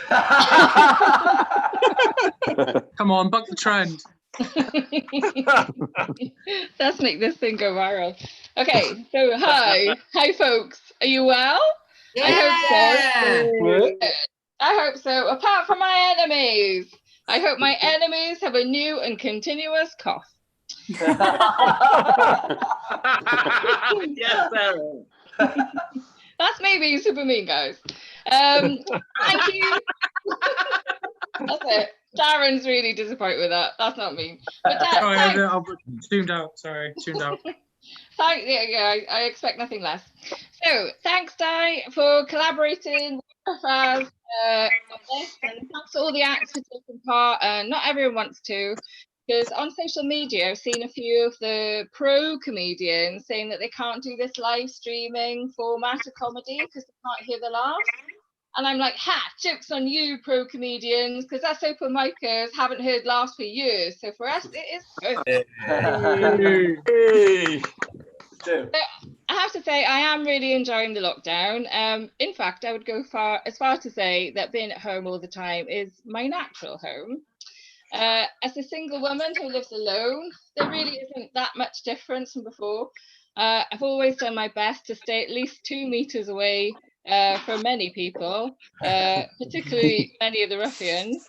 As someone who hates unsolicited hugs, I, for one, am now chuffed. It is illegal. Give me a hug against my will. But I do want to give a shout out to anyone that's living 24/7 with another human being. I really feel for you. Like, how are you doing it? I'm shocked there are not more murders being reported. Whereas for me, by the end of lockdown, I'll have lost 10 pounds. I'll be ready to find me a new man. Oh, wow. Hey. So I love the fact that before the lockdown, being single was seen as the worst thing you could be. And now living alone is everyone's dream. And guys, I am living the dream. So for anyone struggling with lockdown, there's lots of things that are good about it. And I'm going to go through some of them just to help you out.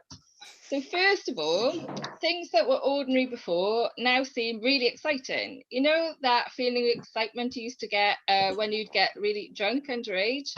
I get that same excitement now from buying non-essential items. Just going for my second walk of the day. And by running around the park naked. Oh, yeah. That's always been exciting, but now who's going to stop me? Not me. Second, I've learned a lot of new things already in the last month. Like I've learned that my neighbour really loves to rev his motorcycle all day long. I've also learned to grow plants. I've got some here. I've grown these since the start of the lockdown. Don't know if you can see. There's 4 in there, but I've only named 3 of them. So I've got, there's Larry, he's the biggest one. So I've got Larry Lockdown. I've got Maeve, 2 meters away, Maeve. And Dave, I'm going to dig my own grave, Dave. It's going well, guys. Lockdown, it's going great. So when I go on my walks, I do play a little game with myself that I like to call, and you can play this game too, but I like to call it Who's the asshole? Yes. Spoiler alert, it's other people. So, how you play is you walk down the road, and when you see other people at around the 200 meter mark, you kind of eyeing each other up, and you're like going, right, who's going to move out of the way first? You're going to have a 2 meter around you. So I think whoever has to move, you've got to move to like at least the middle of the road. So it should be the stronger, least vulnerable person that moves, right? So the one out of the two of you that is most likely to survive a car ploughing right into you. The one that should move. It seems to me there's an awful lot of people that think that it should be me that's moving. You know, like couples, runners, old people, people with kids. I'm like, look, if a car sees a family in the middle of the road, they'll put on the brakes. If they see me, chances are they're just going to speed up. So they should move. Finally, a good thing about lockdown is I get to spend more time with my immediate family on Facebook Messenger. I taught my parents to use Messenger just before the lockdown, and we've spoken nearly every day. And I reckon in just another 2 short weeks, they will figure out how to end the call themselves. The red button, Mum. No, just touch the screen. It's the red button. It's the red button. It's the one on the phone. It's the red. Just touch. Never mind. I'll end it. I'll end the call. You'll get it tomorrow. So, guys, people, I'm trying to drop the word guys, my vocabulary. So, peeps. Bam. I would just like to leave you with this motivational quote. If things feel really tough and you were really struggling, like to even get out of bed in the morning, then don't. Unless you have to go out for work first, because we literally can't survive without you right now. So thanks to all the essential workers out there. I've been Sarah Bridgman. Thank you very much. Sarah Bridgman. Hey. All right, Tom on guitar. Okay. Do you want to do a little roundup before we have the headliner? Yeah. Roundup is first. He's not Tom.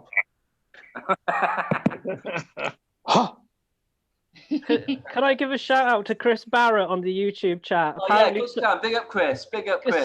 Somebody's given me an offer for my Lost Profits record.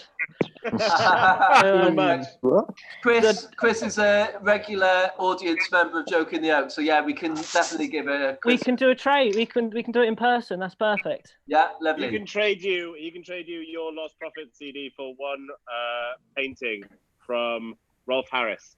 That's what you can do. Tom, take it away. Your roundup. My roundup. Okay, we're not going to explain what it is, but that's fine. Okay, carry on. So yeah, Di, I just wanted to ask you about the thing, because it sort of cut out a little bit and it just sounded like a bit weird. What was the thing that you said about not clapping people coming out of a synagogue? Like, are you anti-Jewish or just pro-Corbyn? Is that what's going on there? No, sorry.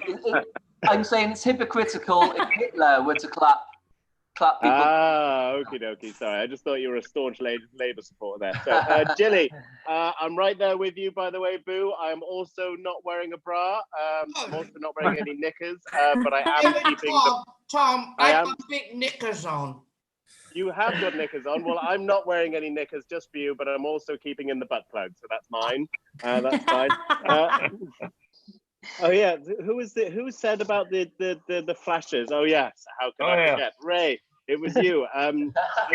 You said that it's a true story, and guys, you want to know that it is actually a true story because I was there.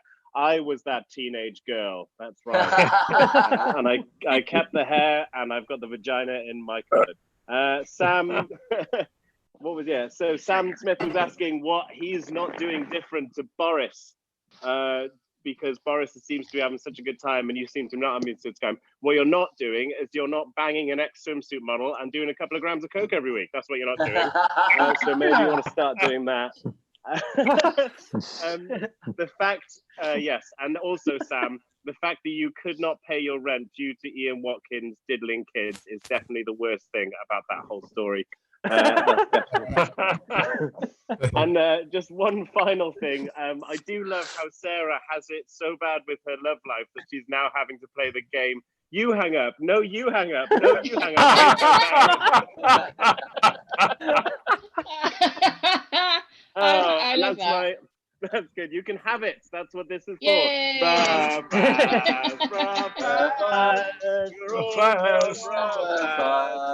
don't know what we're doing, but we're gonna do it anyway. Welcome to Ram. And joking. Little round of applause for Tom on guitar and obviously Sam Smith on guitar. All right. So, silence, dead silence. Yeah, Dave was, wasn't it? That was awkward. That was awkward. Yeah, one fucking sarcastic clap from me. Thank you, mate. Well done, bro. All right. So, our final act of the evening. Named after me. Oh. Yeah, the final act of the evening, guys. As Sarah said, a lot of professional comedians didn't really want to do this because they haven't got any bollocks. But like, I managed to secure the final act of this evening because he posted on Twitter. I'm pretty disappointed, livid in fact, that nobody's asked me to do an online gig so I can snoot a down. And so I thought, fuck it, we've got a gig on Wednesday, so you can turn me down. Here's an open goal. Fucking turn me down, motherfucker. It's for the NHS. Turn me down. There we go. And obviously he couldn't. It's for the NHS. So this guy has got bollocks, all right? And he's an amazing fucking comedian. He's fucking absolutely bonkers. He's a friend of Rafael. He did. Don't you fucking dare say that. Don't you fucking dare say that, all right? I told you I didn't want that in my intro. I told you I didn't want that in my intro. I fucking said I didn't want that in my intro. Right, he did Joke in the Oak for us last summer. And ended up, it ended up with like a hostage situation. I don't know what we got prepared for tonight, but it's gonna be fucking amazing. So we got the Death Hilarious guys. Hey.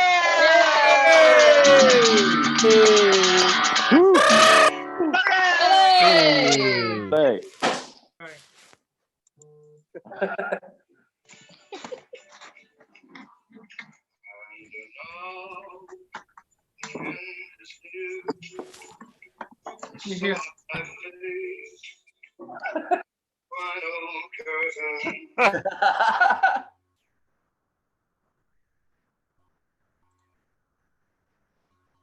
State my case. Oh. A life that's full. I traveled each and every highway and more, much more than this.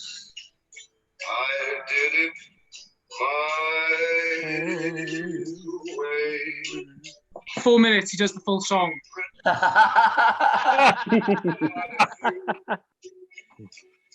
then again, too few to mention. Actually, no, fuck that. I don't think this is working. Thank you very much. Thank you. God bless. Thank you. Round of applause for Carl.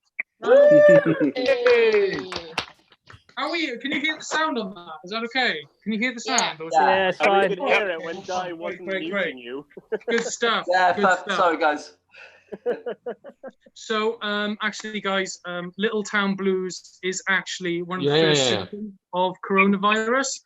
So, just make sure you wash your hands and stay safe. But you know what they say, guys? You know what? Like, laughter is the best medicine, isn't it? Laughter is the best medicine.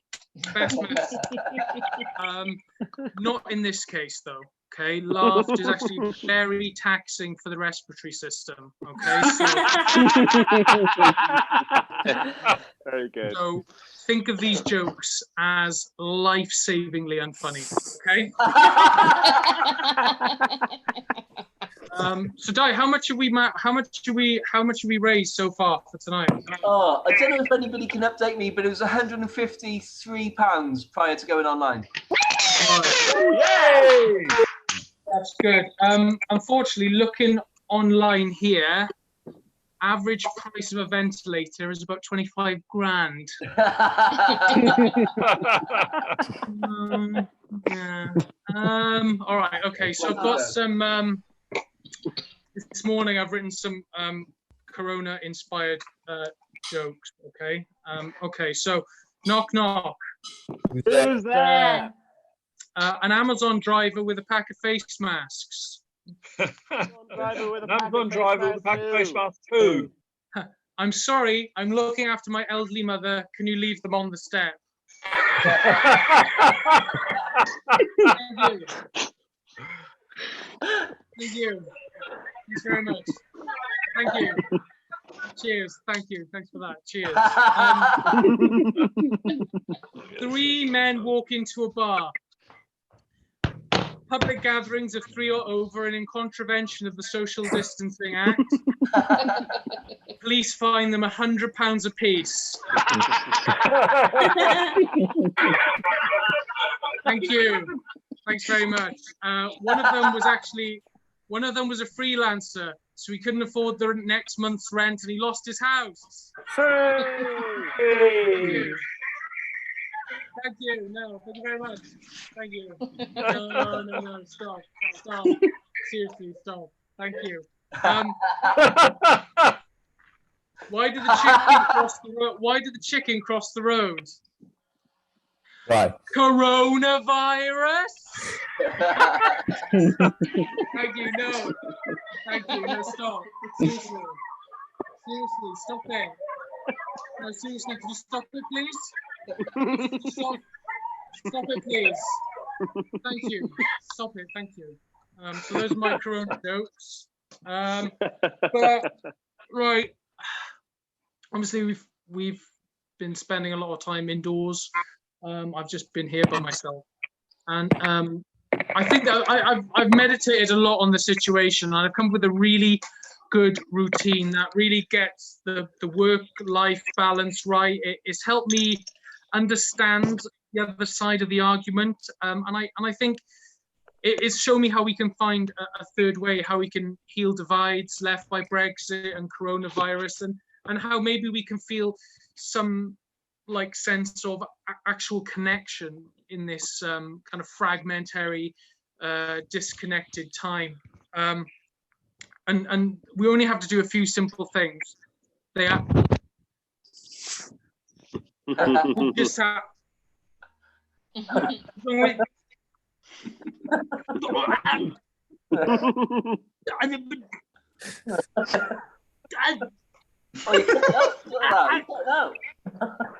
And as long as we do those few simple things, I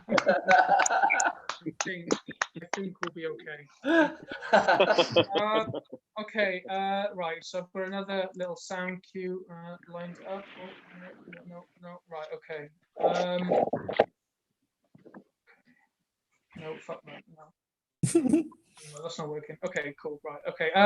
So I've got another character. His name is Caramel Libertine, and he is he's a film critic, and he likes reading biographies of his favorite film. This is the Wikipedia entry for his favorite film, which is American Pie. Thank you. 5 high school seniors from East Great Falls High School in West Michigan are good friends. Jim, a socially awkward and sexually naive nerd, whose dad Noah offers him pornography and unwanted sexual advice. Chris Oz Ostreicher on the school lacrosse team. Kevin Myers, the calm leader of the group, seeking to lose his virginity to his girlfriend Vicky. Paul Finch, a mochaccino drinking sophisticate and also a nerd. And Steve Stifler, a popular but raucous jock who often throws wild parties while his mother is away, and is the only one of the 5 who has lost his virginity. In the morning following one of these parties, dorky classmate Chuck Sherman claims that he has lost his virginity at said party. After hearing this, Kevin prompts Oz, Finch, and Jim to pledge to no longer be virgins by the time they graduate high school. That's part 1. Okay, that's going to be a 3-part. Right, okay. Let me just play this sound cue. All right, here we go. Is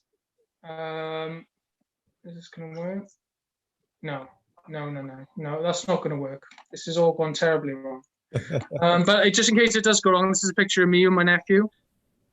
Look at him, hey? And guys, just think about this, all right? Laughter is a very key part to sustaining my health, all right? Imagine that young man growing up without an uncle, okay? Let's just think. Right, okay. So Tom, obviously we've seen Tom's a musician, Sam's a musician.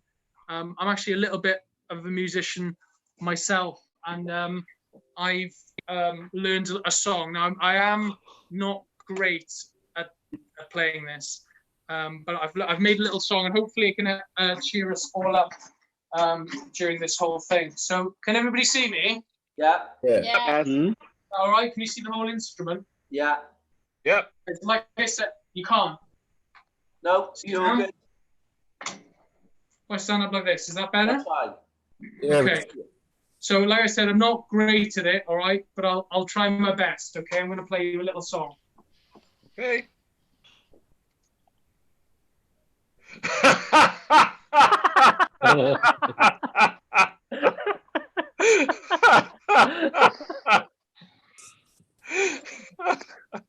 Sorry, you got to get your lips warmed up.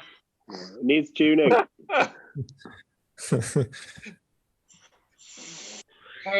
Hang on, sorry, I've got my foot on them.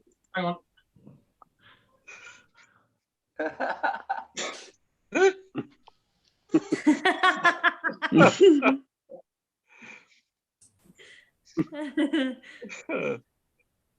Hang on, oh, sorry, shit. Hang on.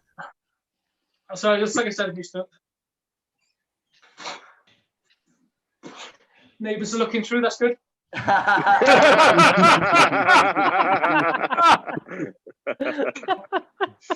on, thanks. Sorry, you're doing it totally wrong. It's this way around, isn't it? Of course.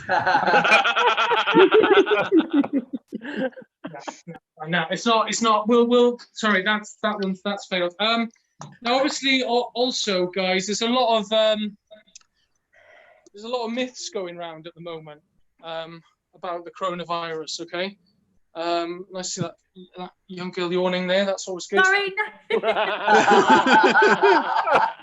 That it cut to at that point. That was good. Right. There's a lot of rumours going around in general, a lot of myths, and I like to debunk myths. One myth that really annoys me is a watch pot never boils. Have we all heard of that? Yep. Watch pot never boils. So I'm going to debunk that live here on this live stream. Okay, and I'm not fucking around. So look at that, just to prove. I don't wanna fool you guys. Okay. Could have done So the fucking walking up. Pull that up with water. Okay. Let's see. We're going to debunk this tonight. It's good that this is going straight to YouTube. We can save this one.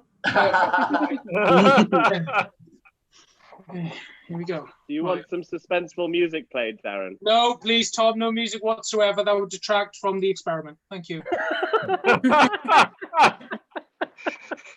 Tonight on Mythbusters Live. Okay, can we get a bit quiet, please? Thank you.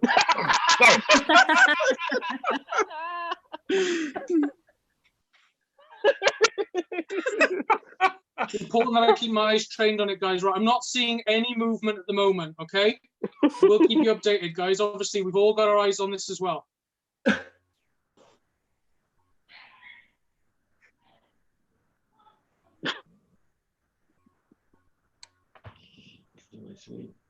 I'm not seeing anything yet, guys. You know, we don't. You know,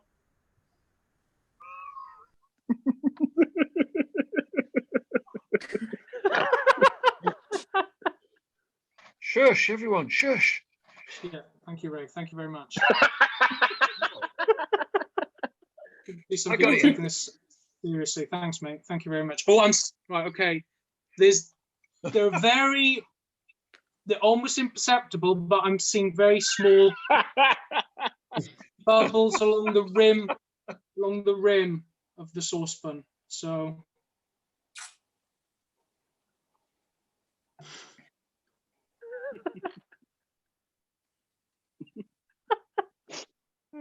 There's more. Okay, guys, I'm sorry, I can't go on camera duties at the moment. If I take my eyes off it, the whole experiment, the whole thing would have been pointless. A pointless waste of time. Okay. I'm sensing a slight disturbance, but we are not at boiling point yet. We are very far away from boiling point. Okay. Hang in there. Thanks very much, Ray. It's okay, I'm sorry. Oh, God. Now, guys, I understand I should be wearing some protective equipment at this point, but such is my dedication to the cause, I've plunged into this without really thinking about the consequences. But you know what? That's live comedy, guys. Oh, wait, hang on. It's not live, is it? Sorry. Okay, I'm watching it and there's still steam. In spite of my stairs, steam is rising from the water. Has anybody got a stopwatch? Has anybody been timing this?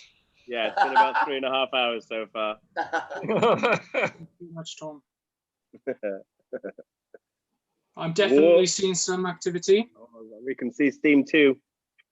Okay, good. Thank you for the feedback, guys. I'm gonna need that constant feedback. Great. I'm glad everybody else is 100% on board. What's the listener count at the moment, Di? Have we gone up? Are we About surprised? 500,000, mate. Ever since you started your experiment, it's 12 hours. It's a lot of pressure. A lot of pressure on me. But I'm gonna focus. I'm gonna imagine each viewer is like the bubbles materializing in this saucepan right now. The numbers are coming. You can do it, mate. We believe in you. Oh shit! Right, okay. I think we're heading towards boiling. I see steam. Yeah. That's quick. Yeah. We both do, Ray. We both do. We all do. We both do. My mother used to look me in the eyes and say, "A watch pot never boils." She used to tell me that. And let's just say it's going to be a very difficult phone call once this is all. Are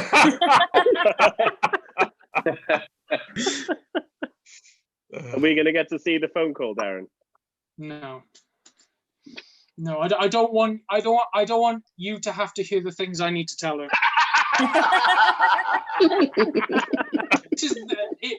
In all honesty, this is going to be the straw that breaks the camel's back. There's a lot more. Let's just say this watch pot has been boiling for quite some time.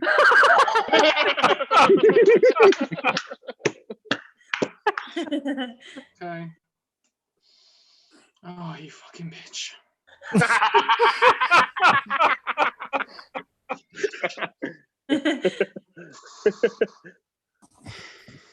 All right.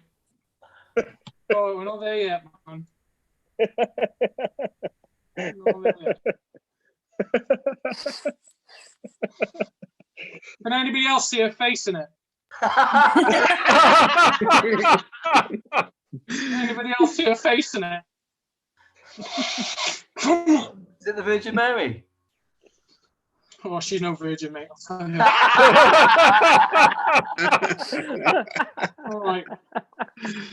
All right, we're boiling. Me and this saucepan are both fucking boiling right now. Hey. No, it's not a reason to clap, Tom. Sorry, Say that for Darren, fucking sorry. Thursday, mate. My mother's over there, no claps, and she is a care worker as well. She ain't got no claps for me on Thursday, I'll tell you that. All right, there we go, guys. a watch pot does in fact boil. Thanks very much. Thank you. Hey! Oh, I didn't think this would get so sad. Okay. Right. You know what? Let's just round this whole thing off. All right. Okay.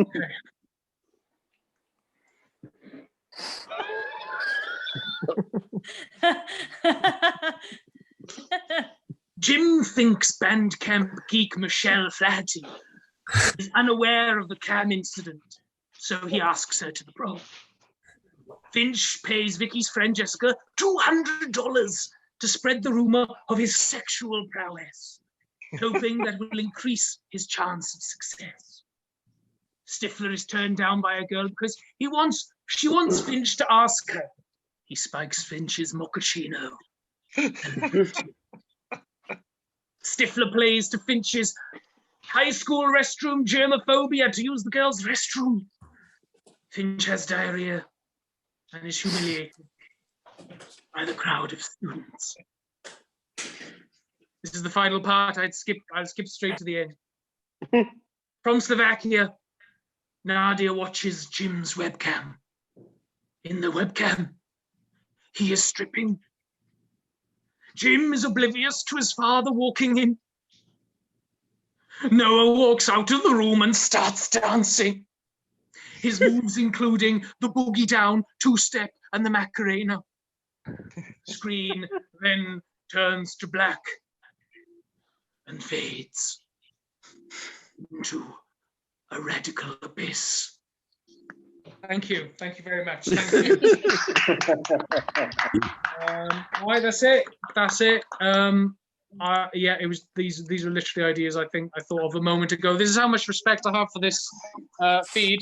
I've not even named the document, so I'm just gonna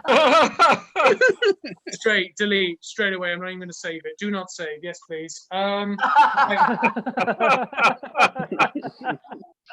So now I think we're going to hear one more final song because I'm on 5% battery from my friend Carl, and he's going to be singing us another one of his favorite songs. Thank you very much. Thank you. Woo!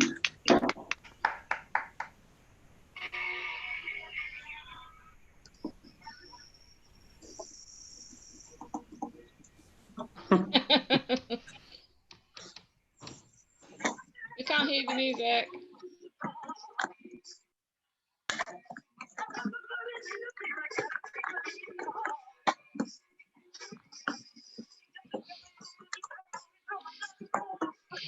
If anybody wants to wrap this up now, it would be a great time. Di, do you want to wrap this up, mate? No, I'm quite enjoying this. Why not? Please wrap it up. All right, I'm going to unmute everyone. Darren Coles, everyone. Darren Coles, that's hilarious.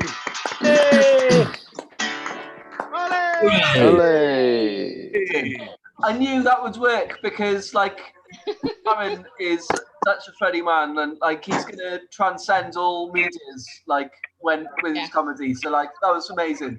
Thank you so much, Darren, for saying yes. All right. Massive round of applause, everyone, please, for Darren Coles. Hilarious. All right. I'm going to try and wrap things up with a little summary of what's going on. In that final section, we had Stefan Evans. Emma Bridgman. Uli. And the Death Hilarious, the magnificent Death Hilarious.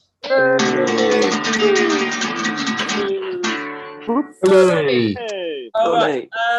By all accounts, we've raised £203 from what we know of online now. Hey. I don't even know how much we've raised by people just going to the website. So, like, it's possibly more. But Sam, say something, Sam, so we can show website. Go to this website and give them money. Give them money. Read it out, Sam. Money. Read it out, Sam. Healthcharity.wales/donate. That's healthcharity.wales. Shut up, Carl. healthcharity.wales/donate. All right, thanks very much, Sam. All right, we're going to run through everyone who's been on tonight. So we've had Julie Webb. Yay! Dave Rees. Yay! Turner. Yay! Roger Morgan. Someone is waiting, right, to be let in at this late stage. Fuck it, you're going to have to stay out. Samuel. Let him in and we'll all leave. Let him in and we'll all leave. Sam Smith. Yay! Anthony Pizzola, the Buzz. Stephen Evans. Seth Hilarious, and last of all, Tom on the guitar to play us out. Danny Fowler, joking the Okie, well, joking the Raffaz. We don't know what we're doing. Anyway, thanks, guys. Peace out. Hey. Go on, Tom, give us a song. Welcome to Raffaz. Welcome to Raffaz.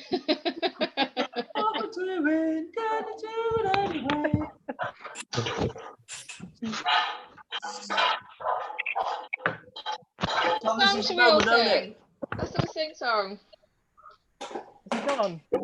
Where's he gone? Tom's already gone. Tom's gone. My phone's I'm gone. gone. I'll see you. Bye, everyone. Bye, Darren. Bye. Thanks, guys. Thank so you. much. Before we go offline, can I have a big up to all the people that are in the chat on YouTube for engaging? It just means a lot and it helps with it get promoted. Stan Morgan, Beverly, Alison, Shani, there's loads of people. Reese Williamson, thanks for chatting shit. You. Every little helps. Yeah, definitely. Thank you, Sam. Where's someone And there's the website. left? Night all. Yeah, Tom's gone. This was his moment. YouTube. All right. Well, I've had a load of fun there, guys. So Thanks, Dad. Yeah. Thank you very much. Thanks all. Well done, guys. Always Awesome. joy. I Awesome. think I might be wrong, but I think next week is What's in the Box. Yay! Is that on a Wednesday, Sam? It's usually on a Thursday, but they're doing Chris Shopping and some other guys are doing that quiz show. Oh yeah. So I might try and do it before that starts. Yeah. They start at 9:30. We normally start at 8, so we might try and take the unofficial 8 till 9:30 slot, and then it doesn't overlap and all that kind of shiz. And then if how can we tune into that, Sam? What's in the Box Improv Comedy on Facebook, or through me, or through Reese Williamson. It's on Twitch. Yeah, it's usually on Twitch. I might try and sort it out through YouTube as well, but it's usually on Twitch. The Wednesday Night War.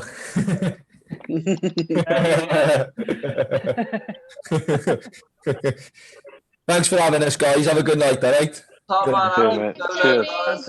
Thanks, Danny. Thanks, Right, I'm off as well. Bye, guys. Sam. Take care, man. Cheryl. Toodaloo. Thank you. Top man, Carl. Yeah. Cheers. I'm going to shoot off because I still haven't had lunch because I'm such a shambolic mess. There we go.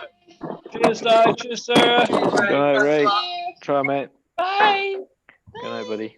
It's still live on YouTube, by the way. I'm just gonna close it now. All right, yeah. Cheers, sir.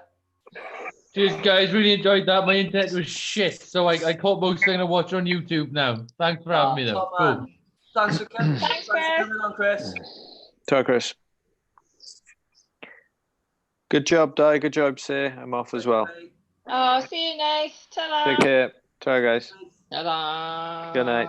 Da-da. Da-da. Da-da. Huh. Every time. Steph, you in your toilet? Ah. I thought we were going to have to watch you have a shit then. No, I wouldn't do that to you. It'd be great way to round off the show. Yeah, I tried. I'm desperately trying to figure out how to stop the live stream right now. Has Jill just left her phone on in the kitchen? Probably. Looks like she's left ages ago. That's brilliant. It's like the equivalent to leaving your car running, isn't it? It's such a I just want to say thank you very much for that. That was a lot of fun. It was nice to trot out some new shit. My pleasure, Steph. Thank you for having a little go. Oh, I enjoyed it. Very soon. Well done, Steph. It was a nice little go you had there. See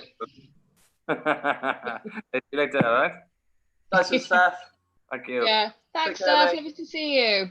See you as well. Thank you to that. Ta-ra, mate. Yeah. Right. Can I log Jill out, or she's just gonna? I don't know. No, I'll close the meeting for everyone.